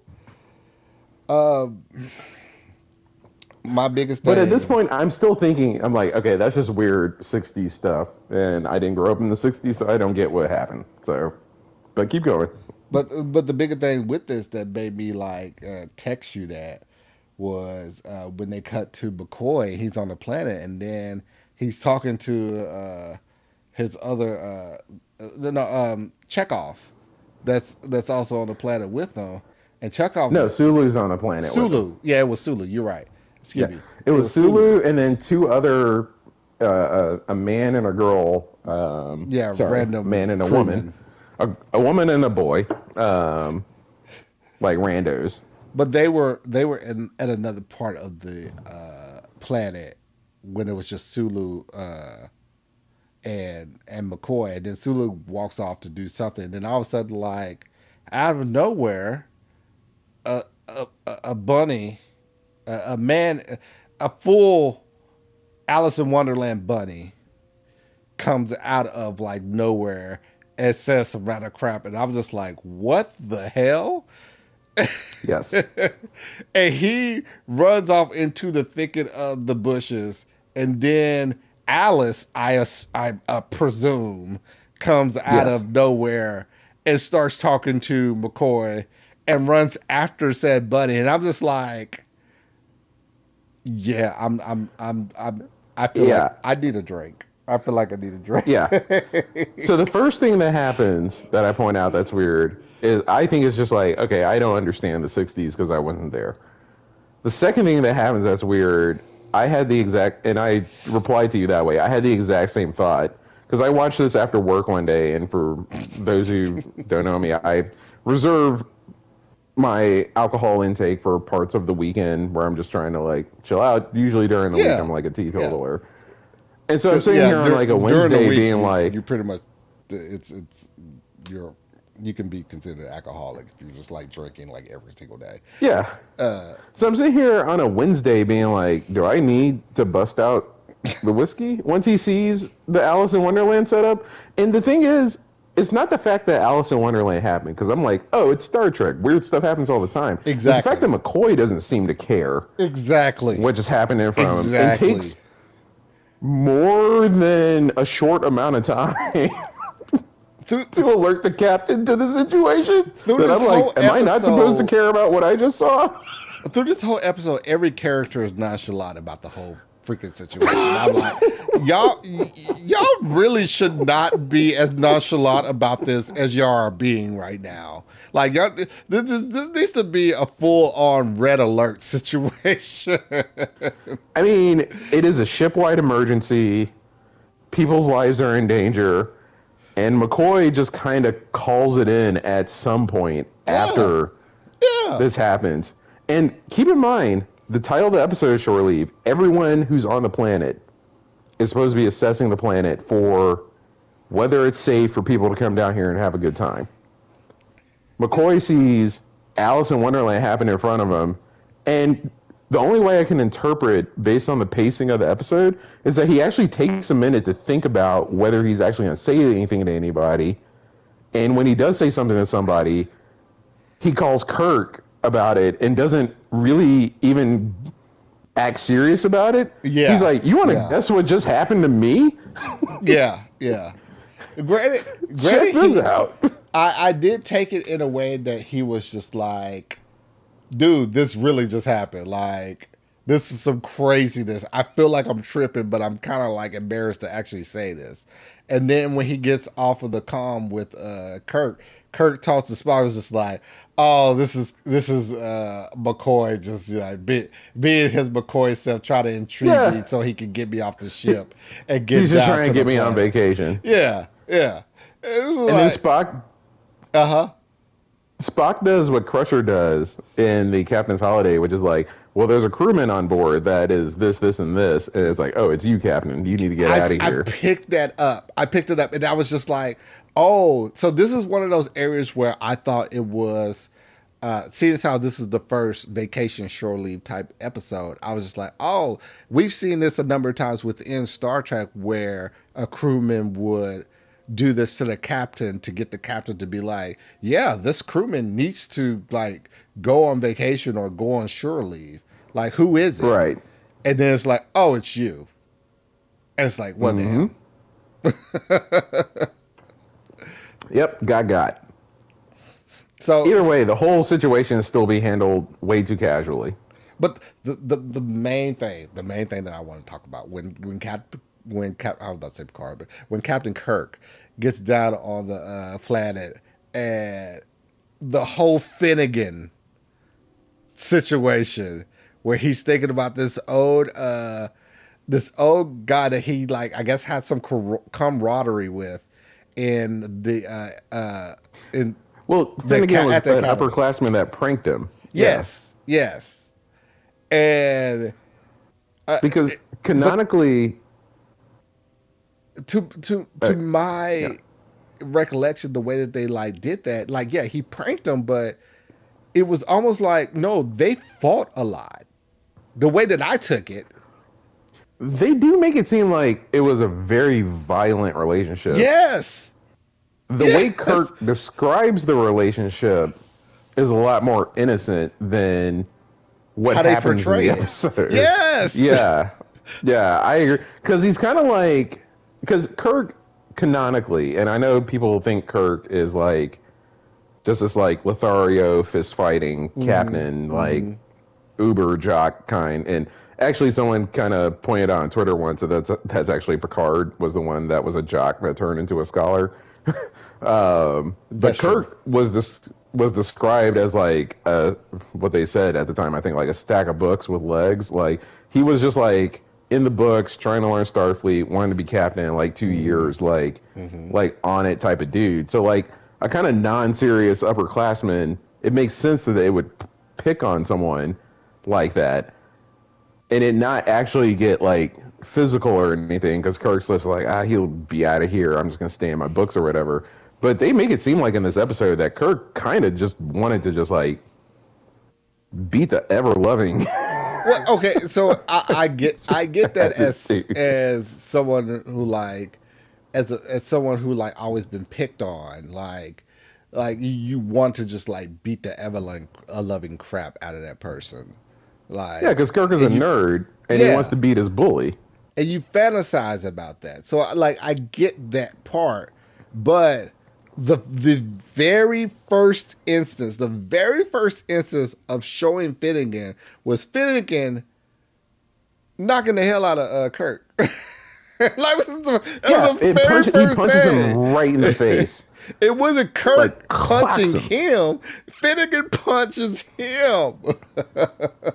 It doesn't. It makes it sound like the prank was that every once in a while It got Finnegan just physical. showed up and punched Kirk in the Yes. face. Yes. And maybe like ran off or something. I'm like, that's not a very good prank. This is where are the teachers? I was like, what the hell is going on? And and a number of things like that ensues. Going back to what you were saying, And where also Finnegan Sulu, uh huh, is a very very Irish stereotype. So if you're looking Oh, for extremely. Oh, extremely. Actually, there was a some number type of things of that happened within this episode that I was like, well, that's kind of racist. So, there's also a few things where you're kind of like, well, that's kind of sexist too. not a few, a number of things that was just like, oh man, this is so sexy. That is extremely sexist. Oh my I'm God. very happy Uhura was not in this episode. Completely. But at the same time, but it was still Yeoman. It was still the. I Yeah, feel it's gonna get like weird. I feel like the If you're Yeoman, thinking that, as we go back and we rewatch the episodes, I feel like the Yeoman is going to be a major point of contention with us because yeah, she was a character that was created to be in these particular specific roles. and oddly enough, based on the episodes I remember, this is not the yeoman that got most of the sexual harassment. Yeah, So because there was a second one, was it there? That came there was a in. first one. I think this is like the second Oh, or third this is the one. second Like, one in the same first season. Oh wow. oh, you're right. This one's pretty early on. So maybe she Yeah, comes yeah. on later. Yeah. Either way, I would not want to be one of Kirk's yeomen. Like, you're not. Can you imagine fighting your way through the academy to just be Yes, sexually yes. harassed all the Sexually harassed time by your because of captain. who you are? Yes. Yeah. That. Oh, granted. Oh, I have a note here that Uh says huh. he then sees Finnegan who punches him. It was so random. It was so random and out of nowhere. And I'm just like, oh, okay. This is Finnegan. This is the person that you were just talking about to. Yeah, it wasn't a prank. He just hits him in it, the face, and I'm like, that's not a prank. that's not a prank. That's just y'all fighting. What the hell? And then pointing out the fact that like uh it was either after that or probably before that Sulu was just like shooting a random gun. He finds a gun on the floor of the forest or the meadow or whatever, and then just starts shooting it in some direction. So they do believe the planet is uninhabited Yes, yes, on some level, yes. but that also Every doesn't. scan that they made determined that the planet was pretty much uninhabited. Go ahead. But at the same time, you're on the planet with three other people. You don't actually know where they are, and he just starts shooting a gun. Yes. And Kirk takes the gun from him and shoves the gun in his pants. And by the way, this is not like a Glock. Like if you're trying to like envision some sort of like current style gun that's like very sleek and like you can just like No, this is like it's a some like revolver. old timey It's a revolver. revolver. It's a six shooter. Yeah. It's a six shooter revolver. Yes. No And safety. Sulu's like, No this is nothing. like the kind of favorite gun I've studied in history, and I've always wanted one of these. And he's just like shooting it. And Kirk's like, no, that's irresponsible. He just shoves it in his pants with like You know, no safety. I did not.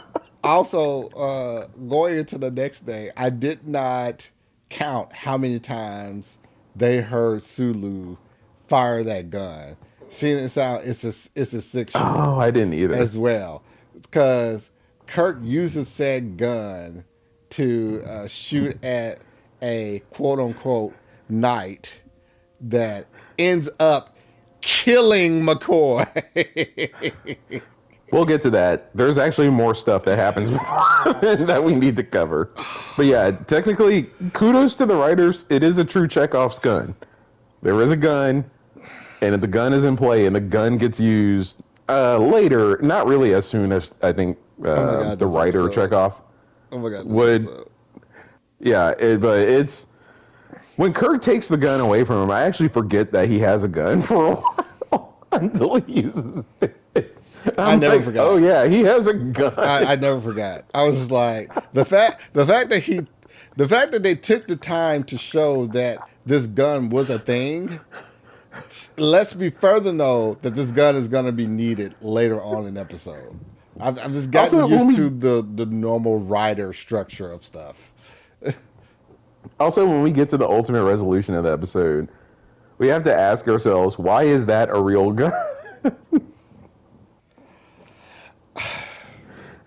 Why is it a real guy? So, so I have words. I have words for the original conclusion of this episode, but like, yeah, We'll get there. yeah, we'll get there. Keep going. Oh, I don't know where you're going next. Well, you said you Let's had see. there was stuff before up until I know he punches Finnegan, and then the next thing that I have written down in my notes is that Kirk sees someone named Ruth, oh and yeah, yeah, yeah. and according to my notes, this is what my notes say. He then sees Ruth and gets so aroused that he forgets he's that forgets he's captain for a few minutes. One hundred And Ruth percent. also hasn't aged. 100%. 100%. Because someone calls him while he's talking to Ruth and is like, hey, things are pretty bad. And he's like, I don't care. Yeah, whatever the hell you're talking about, it doesn't matter compared to what I am looking at right now. Apparently, Yeah. the way they made Ruth seem was like a girl that you were like extremely infatuated, probably back either in high school or in college. And I would probably more so go towards the college one because I think he said something about during the academy where he met her. If Yeah. I'm remembering correctly. Um, But okay, that's fine. But he's not on Earth. I'm, hey, I'm sorry. I'm sorry. I know I'm a married man, but I can think of a few girls that may be that infatuated. He's not on Earth. How did that girl get there? I I 100% agree. I Where did do. she come from? There are a lot of questions there. Why There are. hasn't she aged? But if I was not married and one of these girls that I was extremely infatuated with during these times just all of a sudden just popped in front of me, it would like I probably wouldn't be able to think well as well. So Unpopular explorers. I do Unpopular have to give explorers. it to Kirk. I do have to give it to on this situation. I'll have to agree. Unpopular explorers. I'm going to talk to you directly right now. Everything Dante just said is BS because we've played the kind of what is that the resurgence where I've seen Dante think and act like a Starfleet officer. He would not do that. That was in a video game. Like okay. And if fiction were ever real life, he would be like, "How did you get to this planet?" It would be his first question. Have I know, I'm his friend. have How you did you get this? have you And ever had a girl like back during those times that just like infatuated you so much that it was hard for you to think? well, yeah, but I also haven't ever been on a different planet than the one I'm on right now. If if True, if I true. was on Jupiter and that girl wasn't supposed to be there, but she was there, looking exactly the way from the last time I saw her, I would not immediately think like, "Oh, this is a great thing." Oh, okay, okay. Oh, I'm trying to think of this show. I'm trying to think of this show, but I do apologize for you this particular type of language, but like there's this one show that I watched and oh it was South Park. It was South Park, uh, and he was like, "You're thinking with your dick right now. Stop thinking with your dick." That's exactly what I thought when he was talking to Ruth. I'm like, and dude, I don't know. Honestly, I'll be honest with you.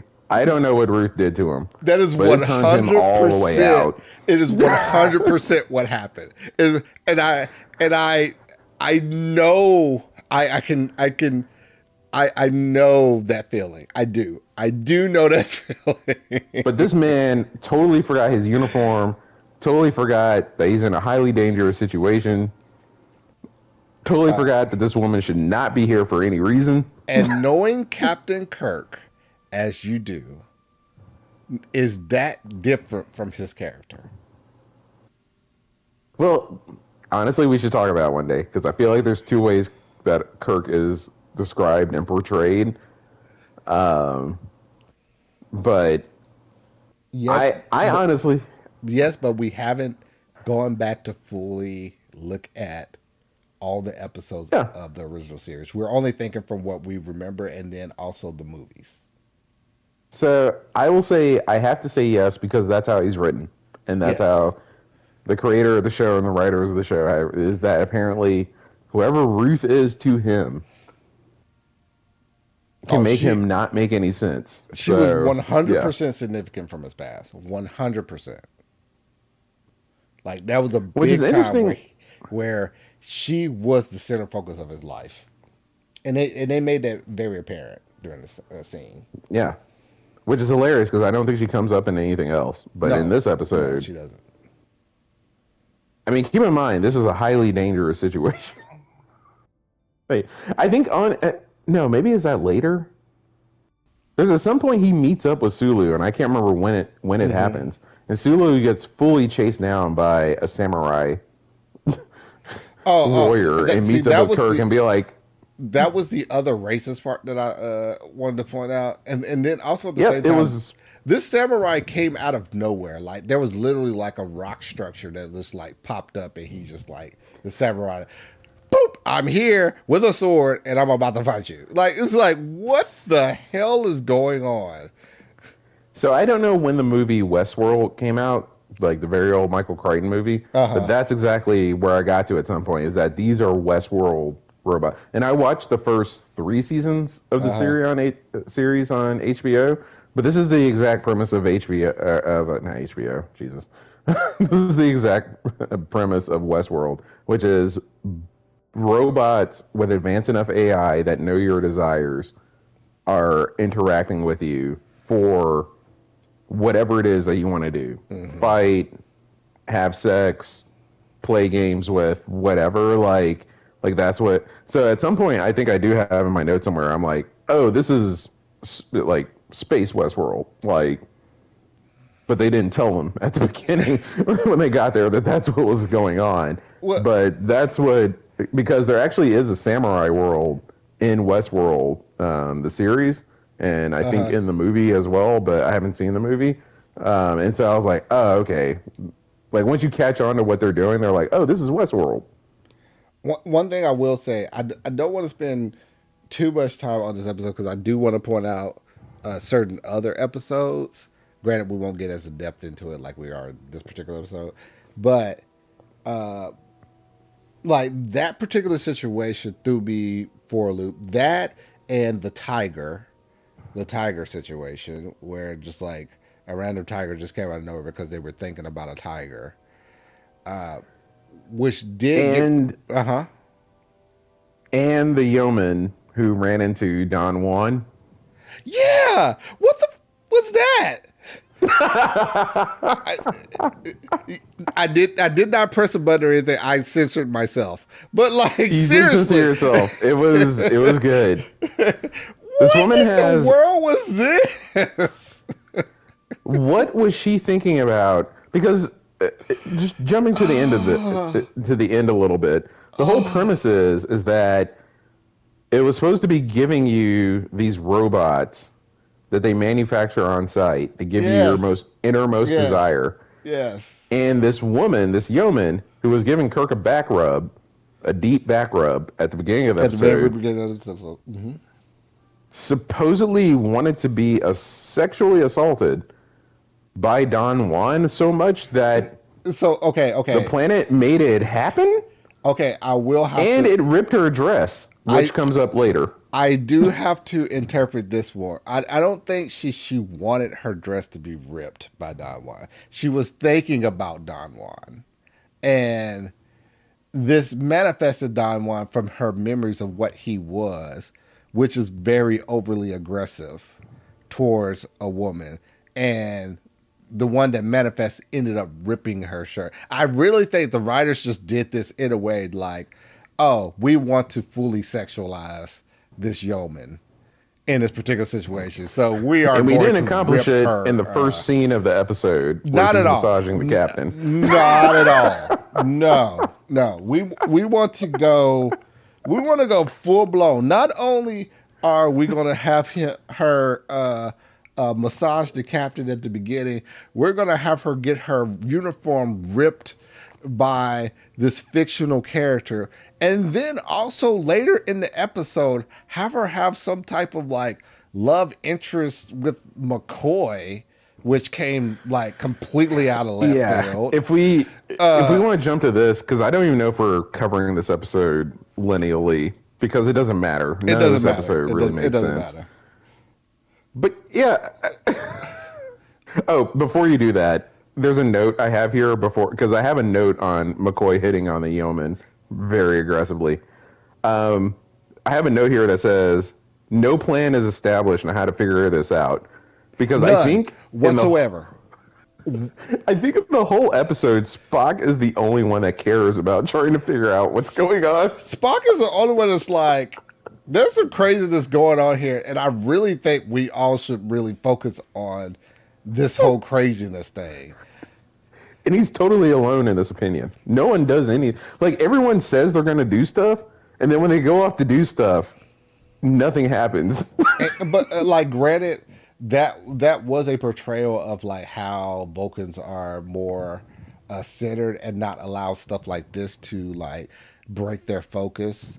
That they are like focused on like getting down to the bottom of these things and like understanding. So I will say within that particular situation, they did do a good job of portraying Vulcans in that particular light.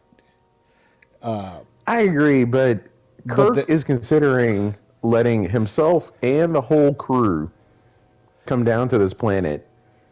And at no point do I actually feel like him or McCoy or the yeoman feel like they need to figure out what's going on this planet, no matter how weird it is. And Sulu like started the episode by just firing a gun, so I know he doesn't care. So like,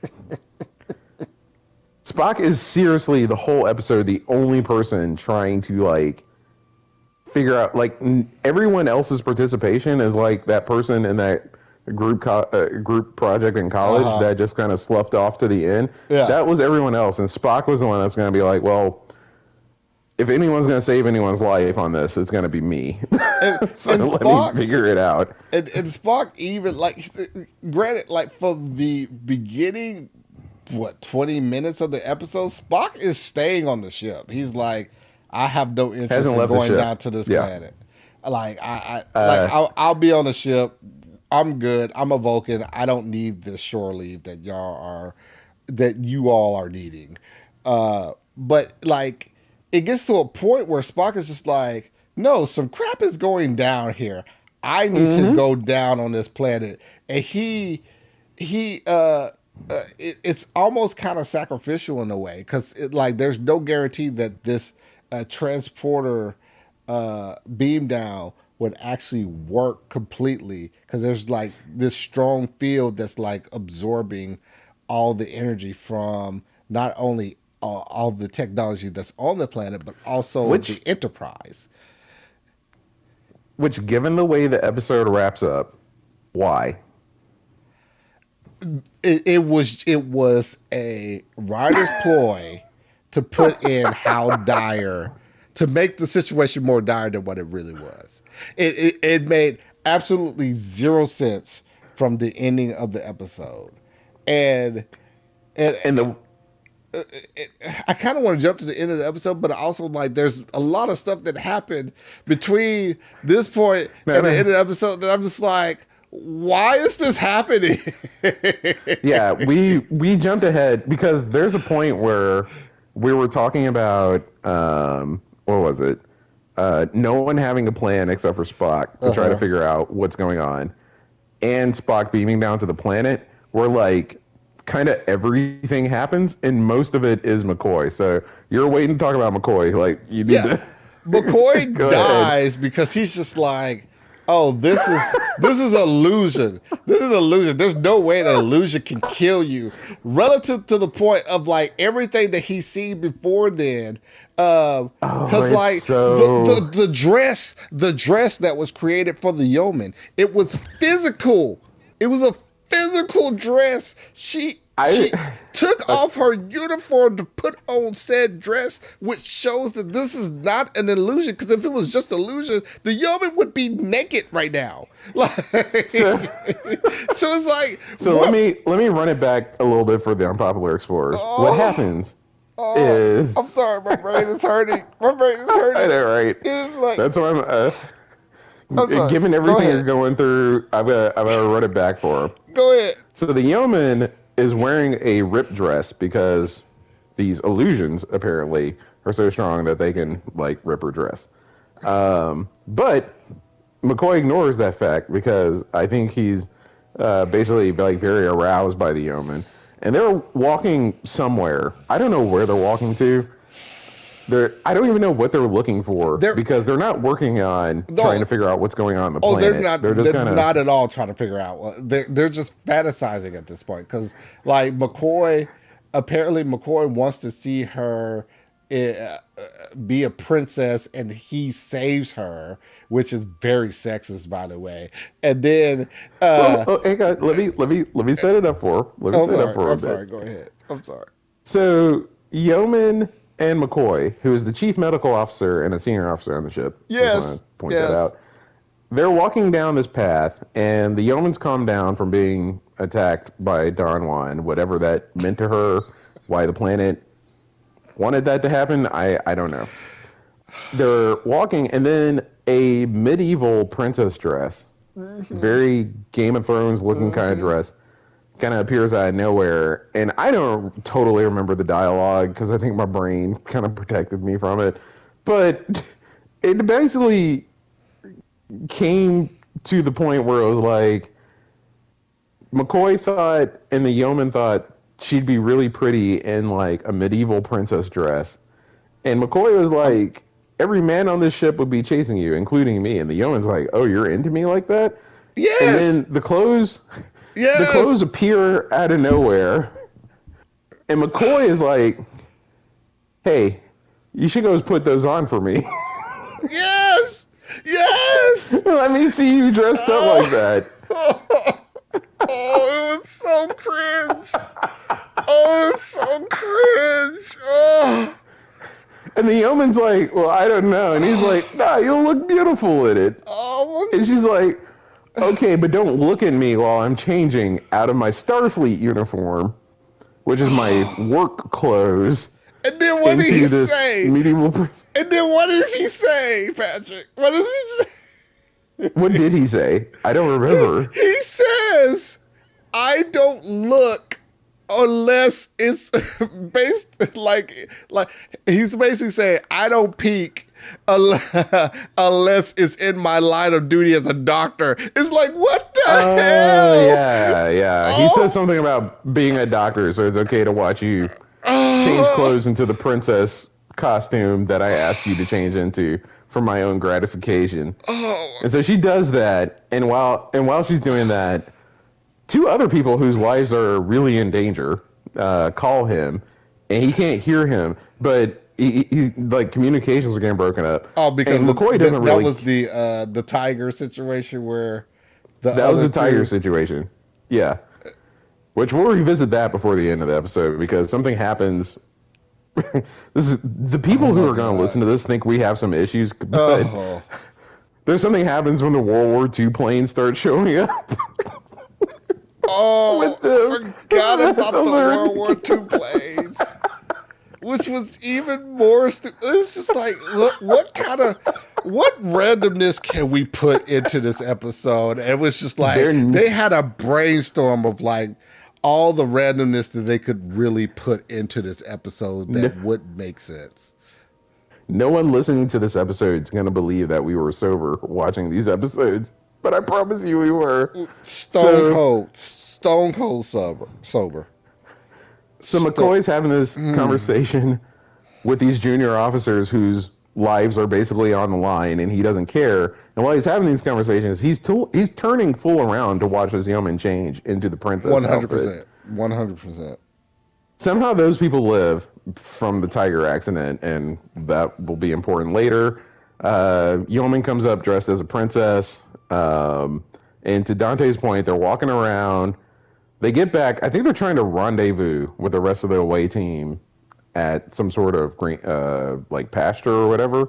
So they get to the pasture, and while they're sitting in the pasture, McCoy's kind of like, trying to raise her up a little bit now that she's dressed like a princess at his request. Oh my god. And a knight, like a jousting knight, like from medieval times, shows up out of nowhere, and McCoy is going to basically defend her. And McCoy's premise in defending her is like, these illusions aren't real, so I don't have to worry about it. So he's just going to stand in front of this knight with a jousting sword pole thingy. Y'all know what I'm talking about, the jousting thing.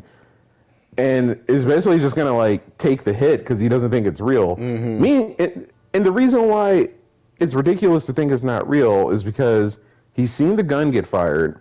He's seen the yeoman's uniform get ripped. Number two. And he's ordered the yeoman to get naked and put other clothes on that she's still wearing.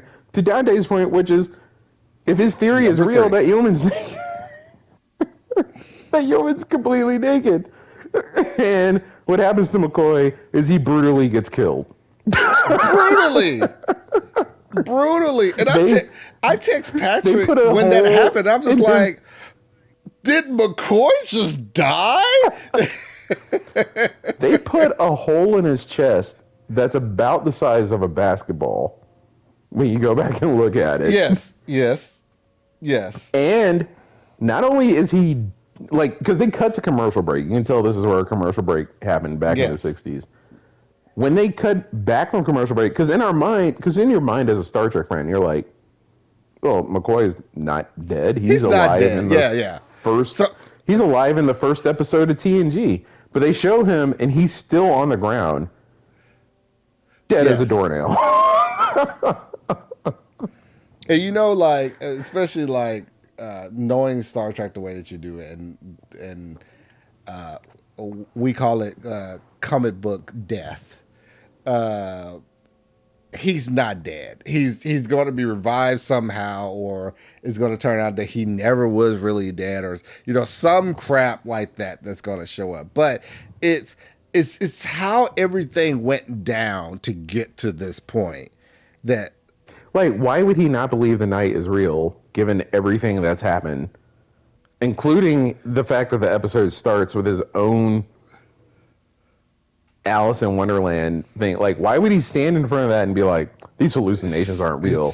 And then he gets murdered right in front of him. And then after that, I'm just like, oh, I feel like I know, like, what's going to, like, occur after this fact. The yeoman's gonna blame herself because she thinks that she was the one that killed McCoy because of this whole fantasy that they had drawn up. She's gonna be frantic, and all of a sudden, then the captain's gonna snap her out of it and be like, "Look, I need you here," or some crap like that. And that's exactly what occurred. And I was just like, "This is pretty much writing itself at this point."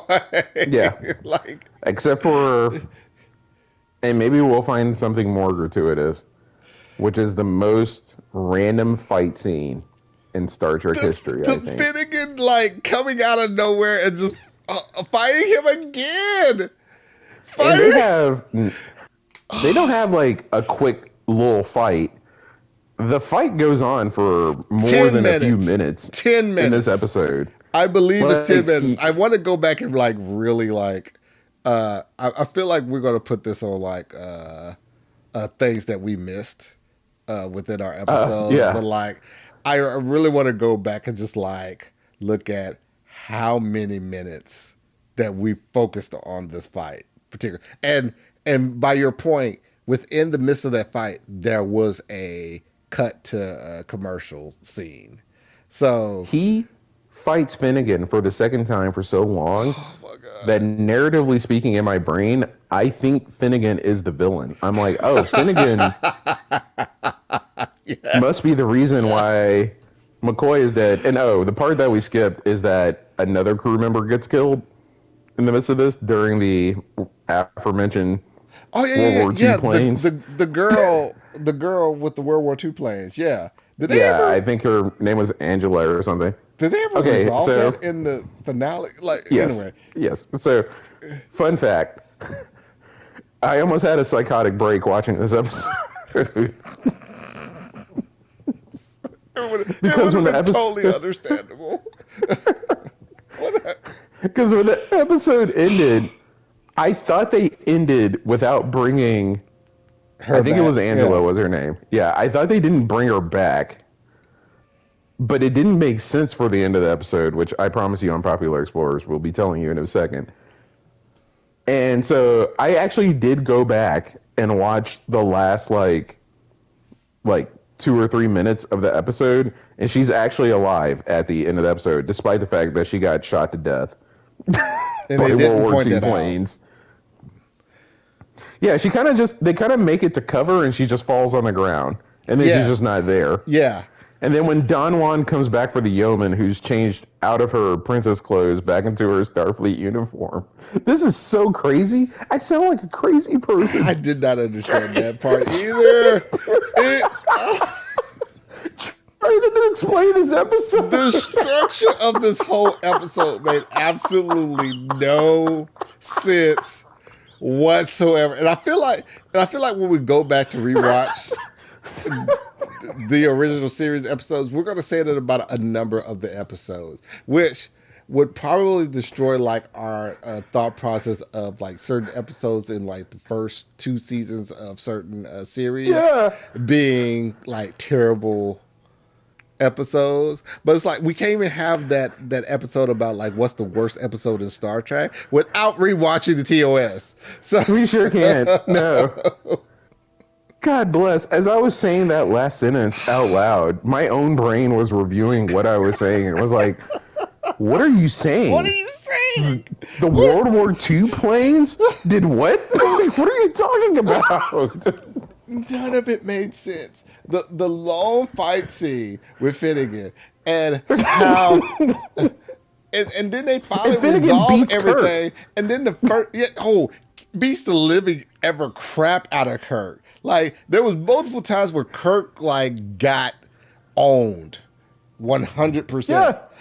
And then Like you Kirk, never see Kirk lose a fight like that. Never. He beat a Gorn, but Finnegan just knocks him out and then waits for him to wake back up. and Like then a psycho. That's a good point. And then Kirk ends up beating him. And then Spock Yeah. comes out and is just like, was that satisfying? I forgot about that part. There were 2 rounds to this fight, and Spock doesn't show up till the very end. Yes! I was like, was that good for you, Captain? Was it good for you that after 3 attempts that you finally beat this man? And I get what the writers were trying to go to. The writers were trying to go to the point of like Spock figuring out that this planet was set up in a way to where the people that come down they read their minds and they pretty much give them a satisfactory conclusion to some of their fantasies that they had. And like I get it. I get where they were trying to go with, but like the execution of getting to this point was so awful in my opinion. And I feel like there are a number of Trekkies that would be like, no, this is a really good I know, right? episode, and probably like be able Who to like loved this episode? no. And Well, if I remembered this episode from when I was a kid, this would probably be a different story. I would probably be analyzing this episode differently from where I am right now. But since I cannot remember ever watching this episode as a kid, and the first time me watching this episode was as an adult, I'm just like, this was a mental episode. Mental. it was very. So I'll close it out for the Unpopular Explorers real quick. Once I don't know what happened. Once enough stuff happened, Kirk has everyone line up in a row, tells them not to think about anything. because I think Spock has figured out that the planet is reading their thoughts with technology. Once he gets them lined up, tells them not to think about anything, then some rando shows up out of nowhere, calls himself the caretaker, and is like, "Hey, this was supposed to be fun." And they believe And him. yeah, with no questions, like No questions. they No additional. And then they're just like, but you killed my boy, and he you comes out kill of McCoy. nowhere. And then he's just McCoy like, shows up with oh, I'm two fine. women who probably walked straight out of the Playboy Club back in the Completely. day. Completely. DeForest Kelly in this moment, I believe, is not acting. I Oh, think she this was is just how he 100% lived. jealous. Oh, No, no, you no, no, talking no. about McCoy? Bones. Yeah, Yeah, Bone. Yeah. the actor that plays Bones. I don't think he's acting as Bones. Oh, I think this is what he DeForest is Kelly in did. heaven. He's just yeah. 100% in heaven. He's like walking around like, "Hey, man, this is everything great." They did a great. He said, I think the line literally was, "They did a great repair job on me." I'm like, from where Yes, they yes. They took healed me up. down below. They took me down below, and they had all these magnificent machines where they were just able to just like repair me. I have questions. I I have have a million questions right now. You were McC- dead. You were McCoy does not care on any level you were that he one died on this mission. 100% dead. You were laying there for a good amount of time. Are we sure that this Dead. is actually McCoy? That's pretty sure it is. Are we I 100% mean, sure that this is McCoy? All right. And then nobody questions it. Nobody pops out a tricorder to try to confirm no one. what they think. No one. He's got two cabaret girls, one on the left arm, one on the right arm. And the yeoman that he was hitting on earlier is A, impressed, and two, jealous. Jealous as hell. Yes. And she immediately leaves line to walk over to him and be like, "Who are these?" And of course, we get a full explanation of who these women are. And then, like, McCoy just, like, drops off the women on other men. She's like, Of course, the who are women, we know at this these point, the women mother are. effers Yeah. that's around At your this, arm when you were trying to get with me not even a few hours ago? I don't think it's even lightly implied that McCoy was having sex while everyone thought he was dead with these women. That is a very interesting point of view for that particular situation that I didn't even think of. Uh, I feel like that's what the writers were trying to tell us. but So that might be a possibility. McCoy dropped these women off with other men in the party, picks the yeoman back up and be like, "Hey, we can hang out. It's okay." So McCoy has a real woman. The other women are robots because they're all Westworld robots. Mm-hmm. And if you're watching closely, which I had to go back and confirm, that's when the girl who got shot during the strafing run and lived, because also they lightly imply, yeah, she ends up back in line with the dude that she was with. They lightly imply that the caretaker has the key to eternal life on this side of salvation. And then without getting any of those additional questions answered, he's just like, yeah, okay, so I noted that. Uhura. Go ahead. Uhura, yeah, go ahead and let everybody come down for shore leave, because this is a great planet. Like we just didn't go through a life or death situation while we were down here, or some craziness. Two people fully died.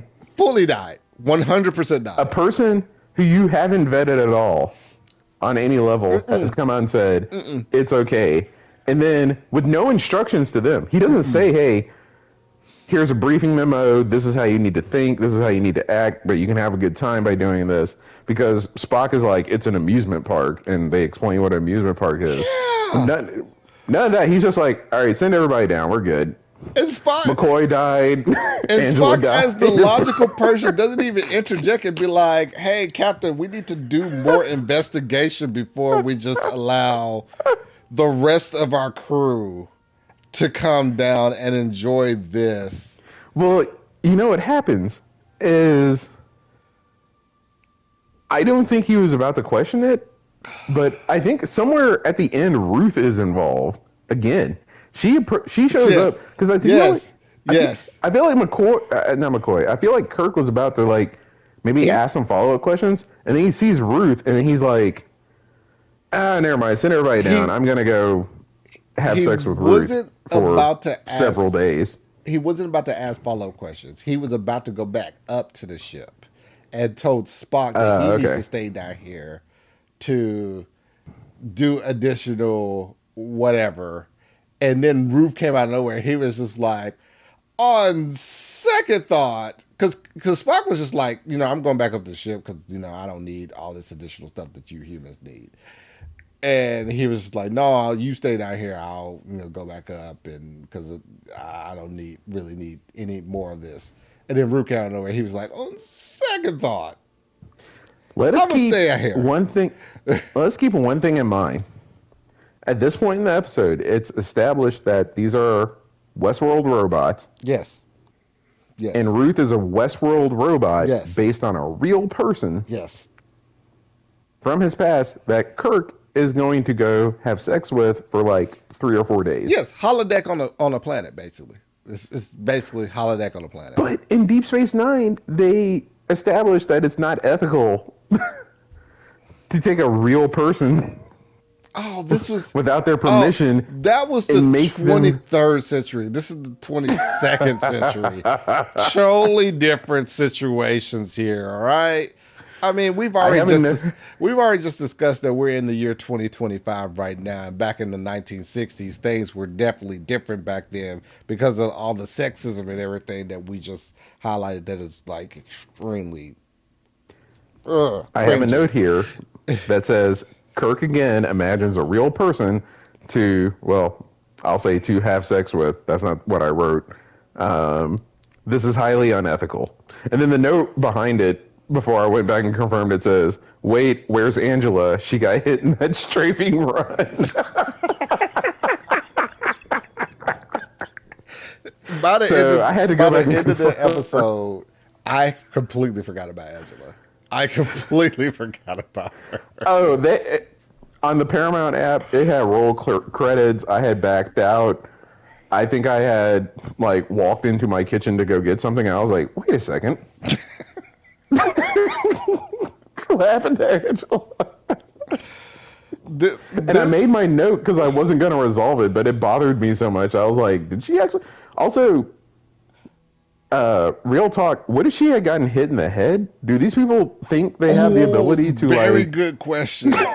Very good question. Is this to is like put your okay? Okay, I feel like out of all the things that we touched on, um, with even from the previous episodes, this is the most strange out of strange track that we've ever like talked about because this is 100% all strange. Like it's just I don't know the what. caretaker has the key to repairing your biological body from whatever happens to it is what he basically implies. Is that nothing matters on the planet. So if you get hit in you the could do head with a you can do bullet, whatever on this planet and we can bring you back to life, yeah. basically. And and upon hearing that news, Kirk was like, "Send everybody down." Send everybody down. There are no issues here. 100% no issues. McCoy's back alive. The other ensign is good. We're gravy here. Send them down.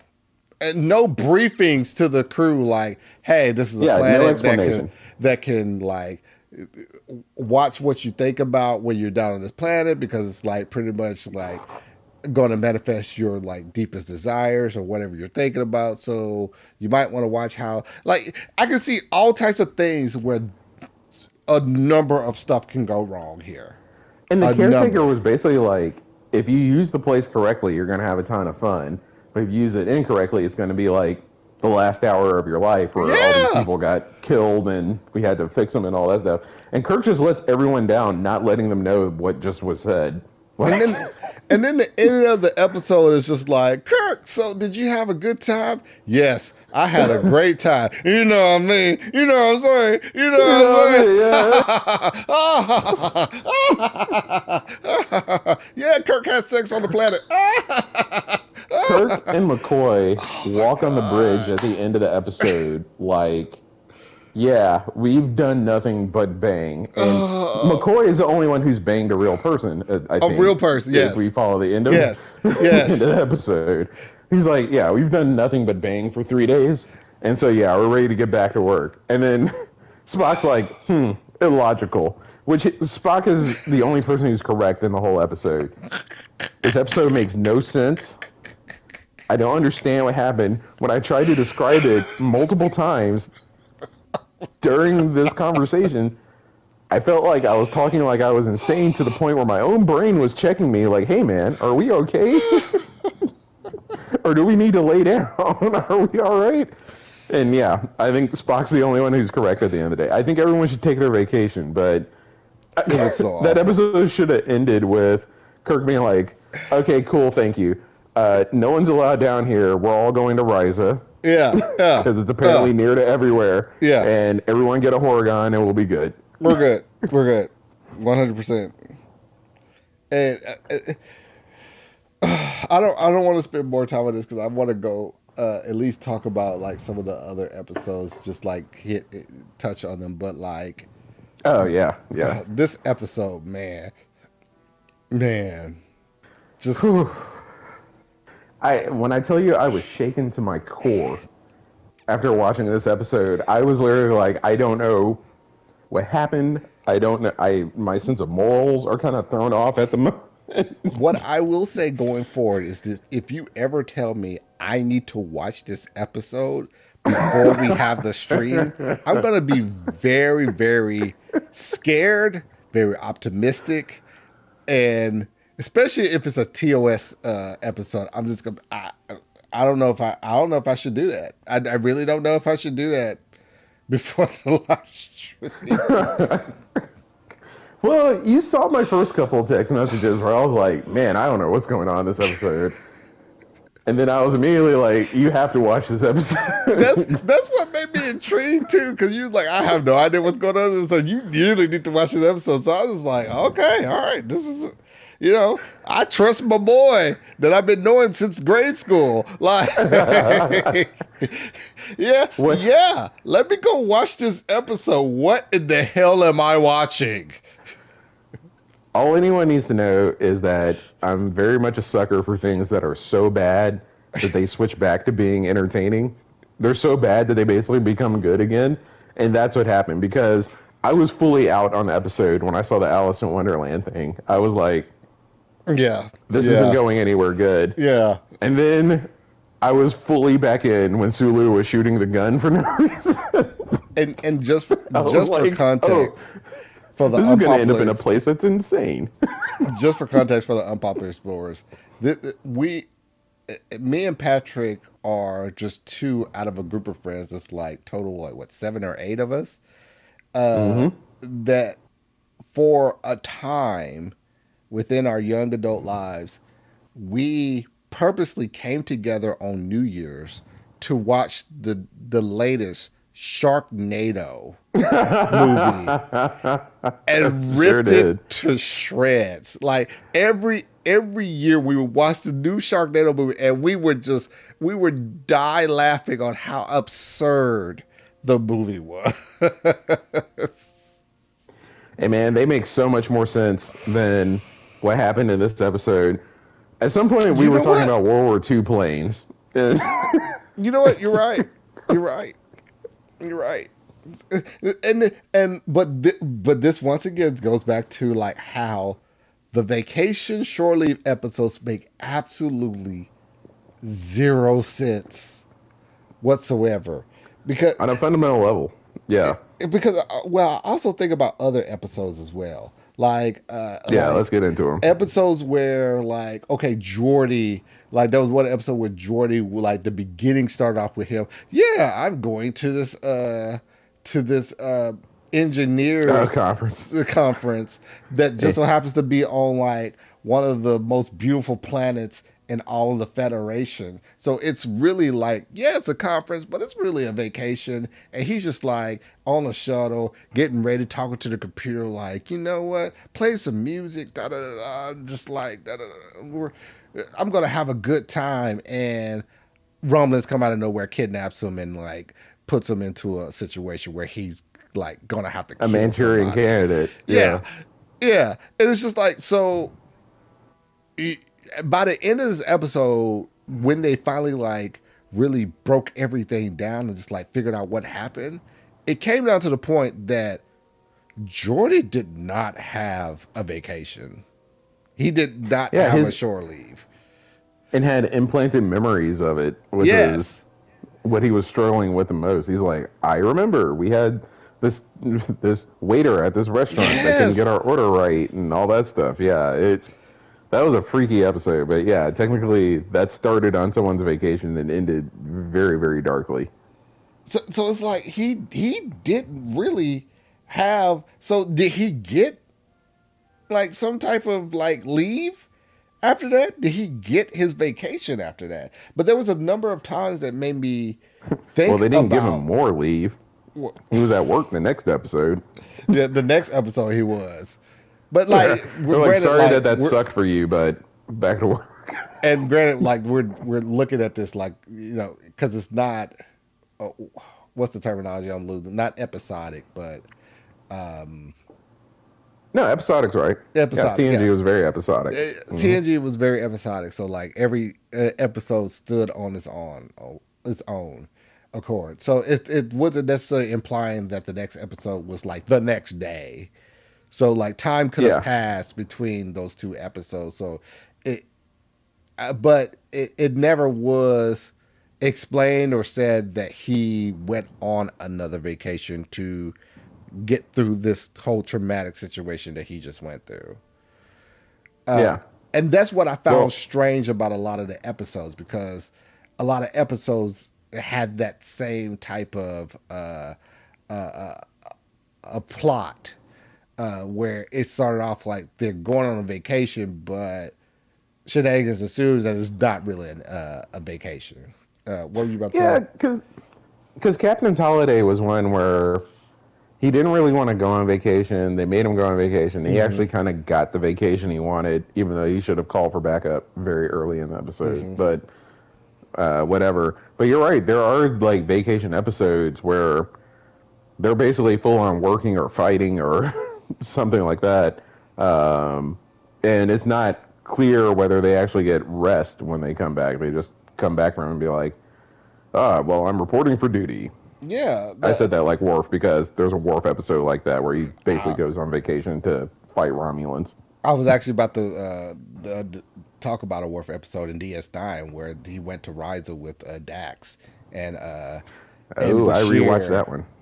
and and Bashir was breaking up with Lita in that In a episode. somewhat unconventional way, but yeah. Very unconventional way. And but like crazy stuff happens on the planet where people take over the planet and like destroys like how Ryza really is like made the perfect planet or whatnot. Is it, by the end of the episode it's just like a lot of stuff ensued. So did they really have a vacation? Like part of it, yeah, I guess they did, but like but then there was this other part of it where they were being Starfleet officers and having to like fix the situation on the planet. So did they Well, really have a vacation?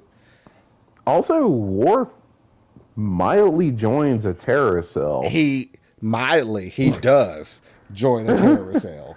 Full on 100%. joins a terrorist cell that puts the whole planet at risk, and no one seems to care because earlier in the episode, the terrorist cell, I'm gonna call them the Space Republicans, That's um, funny. terrorize a part of Risa. Well, they are. That's funny.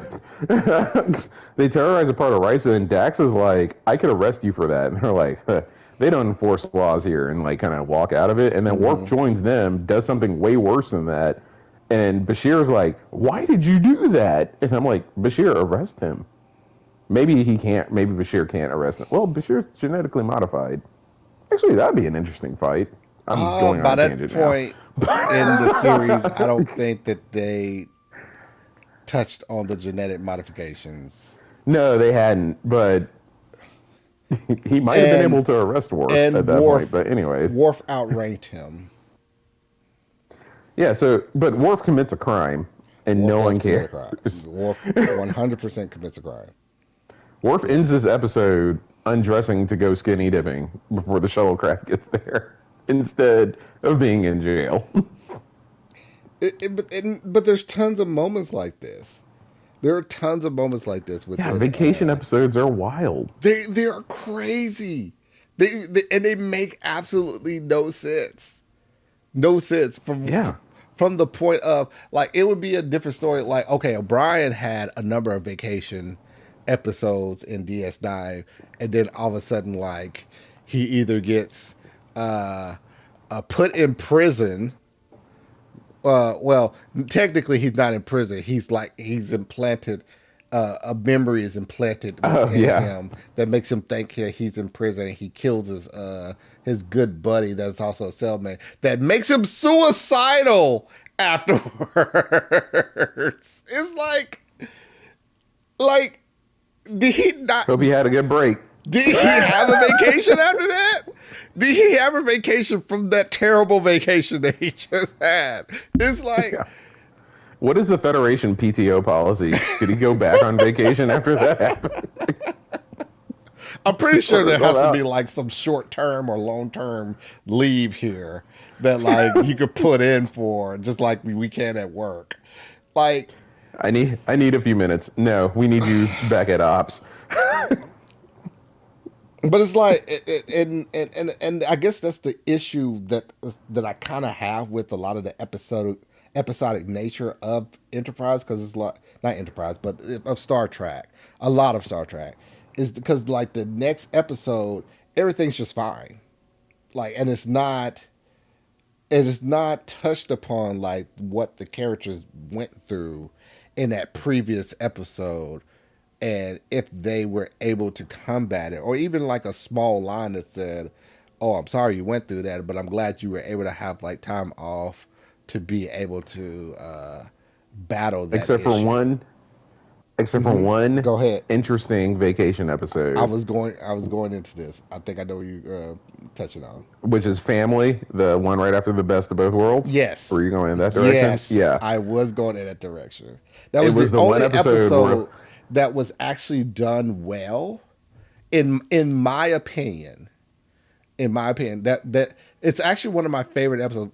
Number one, the best of both worlds, that two-parter, one of my favorite mm-hmm.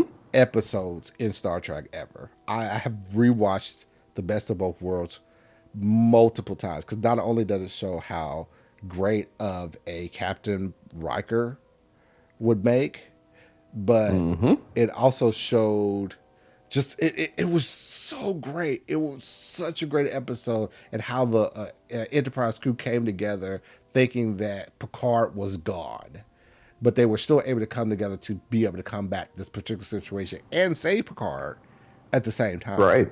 And then for them to follow up with the next episode with Picard still dealing with the fact that the Borg took over his mind and body and made him do horrendous things. And him actually to have some vulnerability uh, that he's never showed up until that point, and show that this is something that really affected me. I cannot gloss over this. This is something that really shook me to my core, and I Yep. need something to be able to bring me back to the man that I once was before this occurred. And that Yep. episode did it perfectly, going back to France to see his brother on their farm and reconnecting not only with his brother and his wife but also his nephew that he hadn't seen since I believe he was a baby. Mm-hmm. So it was so great, and but it also depicted on traumatic experience and them showing that, oh no, you need time away to deal with this traumatic experience. And it was a true, in my opinion, a true vacation episode. What do you think? Yeah, well, in terms of vacation, I mean, I think of it more as like a leave of absence, a mental leave episode. Like again, like we were talking about, like some of the like bereavement episodes, we were kind of like, well, you don't really want to be Mm-hmm. on break for this reason. Um, but it does work as like you need some time off to work some things out. And I don't know. I don't have any notes to add to it. Like, there's a lot to say about bad episodes, like we just did with Yeah, Shore Leave. But yeah, a good episode like this is like when he, kind of like fights his brother and they fall in the mud and yeah, like all that stuff. And he ends up breaking down and kind of saying everything to him, like, you can do with a sibling or a family, or things yeah. like that. And his brother is both traditionalist but wise enough to know that, like, well, you've never been a traditionalist, so you're not coming home under these circumstances. Mm-hmm. Like, you come home when you want to, but Mm-hmm. we're not going to let the board like turn you into something you're not my brother. And he stands up for him like that. Like, But also at the that was same an excellent time, episode. his brother like pointed out that like for a time you have been showing this perfect persona of yourself, like you can never be shaken, you can never be broken, you can like you're almost above being human.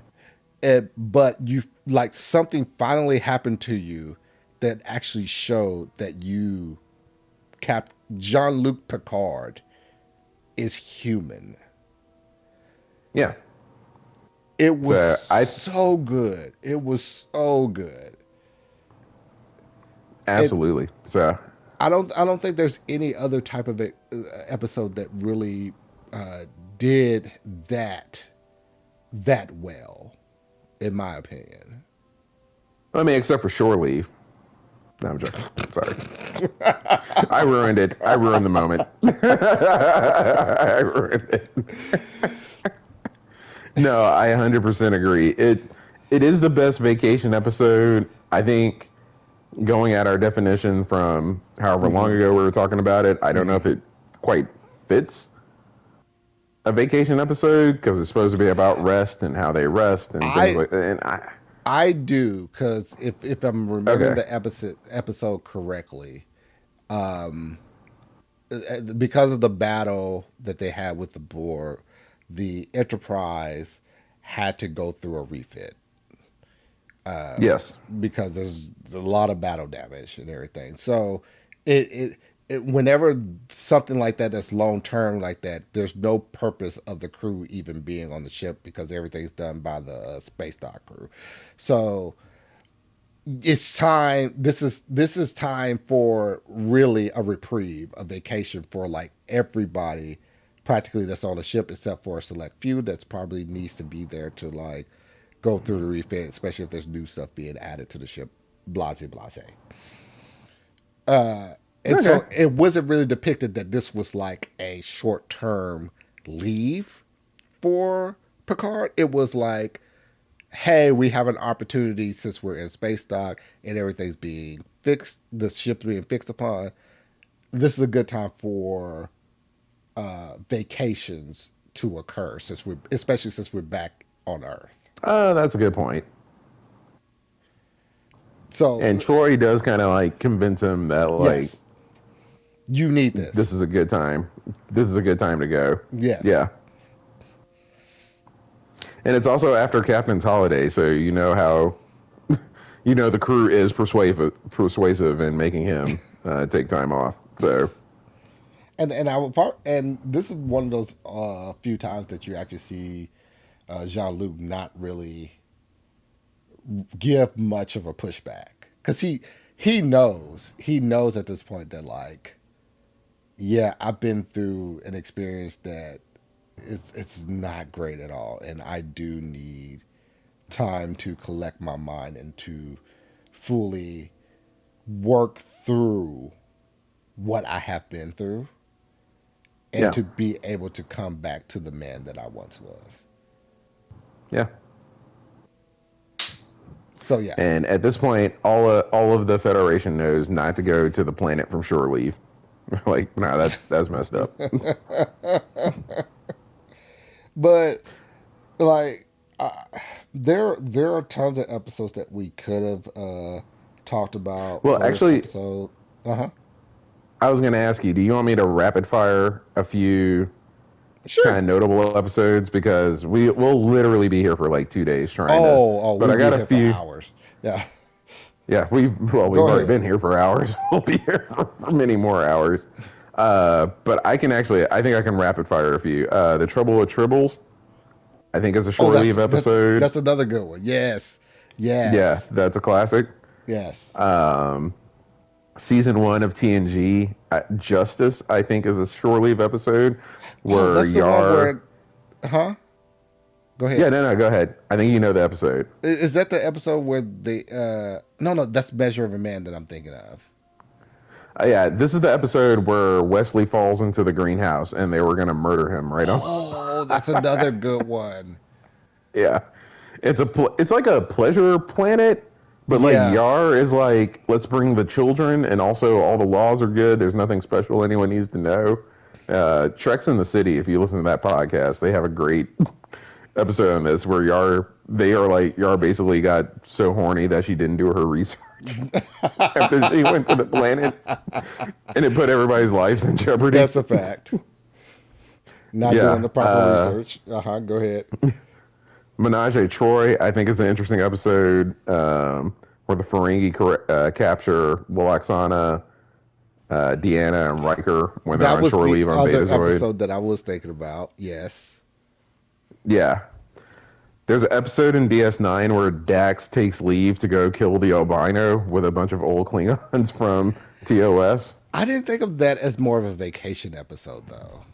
I just thought that's I like mean, I have a personal situation that's occurring because that was a blood oath that she had with that particular Cleon. Okay, but she she does didn't take have it. PTO to do it. She does take PTO to do it. She does take time off to do it. That's one of those borderline ones where I can't really say that was like a true vacation episode. She was just settling a blood oath that it wasn't really Dax that had it was Curzon before her Hmm. that had that blood oath because she holds the Daxibia now, she felt like that the blood oath transferred over to her. And I kind of as vacation because she took her vacation to do it. And maybe that's not right. Okay, so when I was writing my first book, I took vacation days from work to do it. That wouldn't count as a vacation day, but I was just like, I don't want anyone to be confused as to like why I'm spending a week writing a book. Yeah. This is just me. This is my personal time. And granted, I didn't go kill an albino Klingon to settle a blood oath from a prior life, but I think it's I kind of hope safe. you So for didn't. me, it's a vacation. Explores, Cisco builds an old Bajoran ship and flies it into space. That's a I good think one. everybody remembers that episode. I like Yeah. that one. That was the one that he had with Jake, and it was the old Bajoran ship, and trying to figure out how they got to this point in space, and they figure out there was a, a phenomenon in space that made that ship go into warp Yeah, exactly. that reached there. Yeah, that was a And good one. oddly enough, they revisit that in Lower Decks, the technology that did that. Don't worry, I'm getting to the end of my list here. I know it's late for both of us, so we're gonna bust through it. Hmm. Um, Little Green Men, they're taking Nog to the academy, so I feel like Rom and Yeah, Quark have the day off, and they end up going back in time. yeah, Same thing with Ferengi love songs. I think Quark is away from his bar, um, but he's on the planet and finds out that his mom is having a relationship with the Nagus, yeah. which is, I said Nagus, y'all, not Not not anything anything else. else. Yeah, yeah. The grand negus, the NAGUS. grand negus. You got to Yeah, I put the don't know if grand that in front of helps. it. You got to put the grand in the grand, it. the grand negus. God, it's worse now. it's worse now. Oh, you going? Oh, okay. I'm sorry. Keep going. Keep going. I don't want to Yep, dwell on we're that. gonna keep it rolling. This one is absolutely not a vacation episode. It turns into a vacation episode. Resolutions on Voyager where Janeway and Chakotay catch a virus and get left on the planet, but then they figure out how to cure the virus. Like, they think they're getting left forever, and they totally do it. And I put in your notes on that one, maybe, but Yeah. I I see where you're going, and that probably would have been one of those where that's like, hey, yeah, let's categorize that as a vacation episode. Granted, you did miss a shore leave episode within I believe it's either in season one or season two, where they Okay. went to this planet that was known as like it was really known as a pleasure planet. Like these people were very accommodating for helping people to unwind. Uh, Oh. yeah, yeah. And they kidnap Harry. No, no, no, no, no. No, they don't. You're thinking further. This was like Harry found out a technology that they had where space time was kind of like folded, and they could like get to another plane like within the instant. Hmm. And Tuvok took it upon himself to get said technology, even though they wasn't able to get Oh. it. Okay. I That was kind of another remember that. one. Because he had to exchange violent memories for it, right? You're thinking of another episode. Uh, Oh.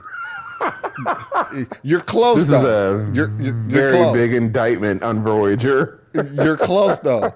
They had to exchange. It was stories. It was stories. The people really thrived on like stories from other cultures.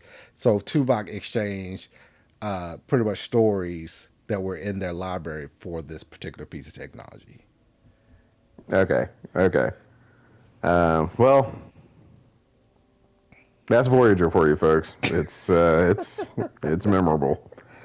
Press it forward real quick. 2 days, 2 nights on Enterprise. They went to Risa That for the was first time, which that was the first. Supposed to be the first introduction of Riser. Yes.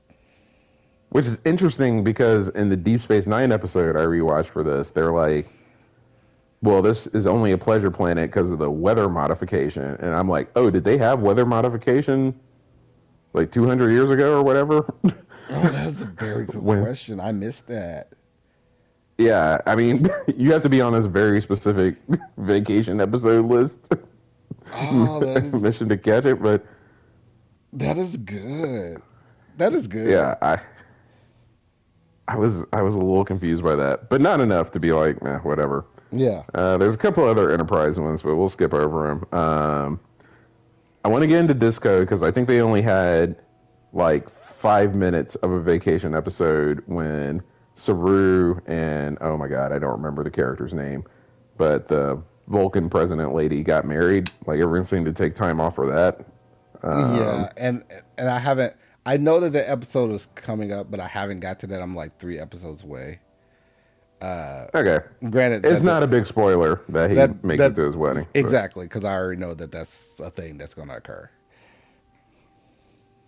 yeah, and then in Lower Decks, there's another wedding episode with Tindy, and I don't remember what happened because that show's for laughs, and I can't remember the plot. Yeah. And of course, the only vacation that we've seen on Strange New Worlds so far, to my knowledge, is Pike being recalled from duty. On episode one. Yeah, on the very first episode with his girlfriend that we think he's going to save whenever the new season starts sometime this summer. So, Yeah, yeah. not so much. I didn't agree with that one, but I see where you're going at with it. Yeah, it's kind of like, it's not as dramatic as the Geordi episode or when Worf is coming back from vacation to do parallels, but Uh like, huh. I was kind of like, he's starting on vacation, but you're right. It doesn't matter that he was on vacation. He could have been doing anything, and they were like, "It's time for you to come back to duty." Yeah. So But you did touch on like the parallels between a lot of these vacation episodes. Number one, forcing the captain to rest. That yeah. that was a number one parallel across practically all the Star Treks, pretty much. Mm-hmm. Number two, the sex, the sex, It the, just says sex. That's the the only thing I wrote episodes, there. the episodes were heavily based upon sexual acts. Like it, I, Mm, I could not disagree with that. I could not disagree with yeah, that. and more than I think, and maybe it's just me because I'm single and I have to take my time off for whatever reasons, Hmm. whether sex is involved or not. But like, it felt like it was more of a focus than I feel like most people put on having Like the writers, sex on vacation. like the writers indicate, that's the only way that you could. Well, or one of the main things that you do when you're on vacation is, Yeah, yeah, especially with a character like Riker who just has sex whenever. They make it sound like he yeah, only gets to yeah, have sex on vacation. I'm kind of like I don't know. I look. I totally get it. Like free time, not having any place to be. Like you're with someone that you like. Like yeah, like it makes sense that it's part of the vacation stories, but it's like heavily emphasized yeah, yeah. in these episodes. And then another commonality is where like the it's an unexpected mission that comes out of nowhere, and they don't call for backup for whatever reason, or don't fully explain what the hell is going on to give context to whoever they're talking to from the ship. And you got to know that shore leave episode was top of mind because McCoy is speaking in riddles and talking only to Oh, Kirk after because to McCoy's knowledge, he's either having a psychotic episode or there's something weird going or on there's this something planet. going on the planet. Hmm. Yeah, and he calls him up and being like, "You wouldn't believe what I just saw." Instead of I'm just like, saying, "I think there's something crazy going on with this planet, Captain. We need to investigate further." This is what I just saw. Blase, "Yeah, blase, blase, blase. And it would have been like, yeah, well, we probably do need to. Would it be best for us to bring everybody back up and see if we could do any additional scans from the ship or something to that effect? yeah." It doesn't work out anyway, and there's a lot of like Picard doesn't call for backup when he should have. Like, yeah, it's I Mental. felt like that was a key thing about all the episodes here is that you It's should very call for present. backup, but you're not going to because you're on vacation. Yes. And Vacation just means you don't have backup. and then another commonality that I have to completely and 100% agree with: a suspension of the rule of law. It's just like it just feel like all that goes completely out the window. It, Absolutely. it They just don't care what happens on vacation. Star Trek. Arguably, he could Star have arrested Vosh, and he didn't. He could have. So He really could have. And this all comes down to the conclusion that Star Trek is just very strange and weird when you think about it. When you really break down some of the things that goes on within these episodes, Star Trek is very strange and very weird. hmm And I feel like these are things that maybe some popular YouTubers have touched upon, but not completely and fully. Like I feel like that we're focusing on, and that's yeah, yeah, and that's the purpose of this series that we have, to focus yeah. on the strangeness of Star Trek, to focus on the craziness that is Star Trek, and I feel like we're gonna have a lot of that once we get more into the original series. Agreed, agreed. But definitely, if you're a Starfleet officer about to go on vacation, Don't go, you're gonna don't go on have vacation. sex. Don't. You're not gonna care about the rule of law. I mean, well, it depends on the last time you had sex. Oh, Maybe go on yeah, vacation. but shenanigans are going to ensue. You could almost die. Like Look, in the case of oh, McCoy, he died before he was able to have said sex. but then what happened after he died? He got resurrected and had sex. Yes. A bunch of it. I'm not at all dissuaded that he, with the two cabaret Westworld bots that he had, while he wasn't calling his captain back when he was alive, All of that shenanigans ensued. then shenanigans ensued. And yeah, you're going to be on an unexpected mission, and you're not going to care about the rule of law or call for backup. Or you're going to be a Romulan operative that ends up trying to kill somebody. Or we could go on forever with Yeah, the I craziness mean, that maybe just happens in go to the vacation holodeck episodes. at the end of the day. Yes, yes. Just use the holodeck. I mean, we've it's already been determined that that's being used definitely for what these episodes have ensued. So I And mean, also, it's going to be dangerous from time to time. Just oh yeah, that's FYI, right, that's but right. We damn it. There's just no danger when it comes to any of this. it's life in Starfleet. Starfleet is a promise, right? A promise that you might die on your vacation. I hope y'all agree with us with what we just discussed in this episode of how strange vacations are in Star Trek. Um, if you don't, of course, there's a comment section. Free to leave something tastefully, of course. Other than that, it's just going to be deleted. I don't care about craziness, especially at this point where I am in my life. I don't do drama anymore. So, but tastefully, like, give us some things of where you feel like you may have disagreed, or tell us where you agreed with us on this. So, feel free to leave that comment below. And yeah, we're gonna have more strangeness in Star Trek going forward. We have a lot of episodes planned. We hope to have one of my favorite episodes soon, where we're going to do a judge style Mm. episode where one person's on one side, another person's on another, and then there's a judge pretty much um,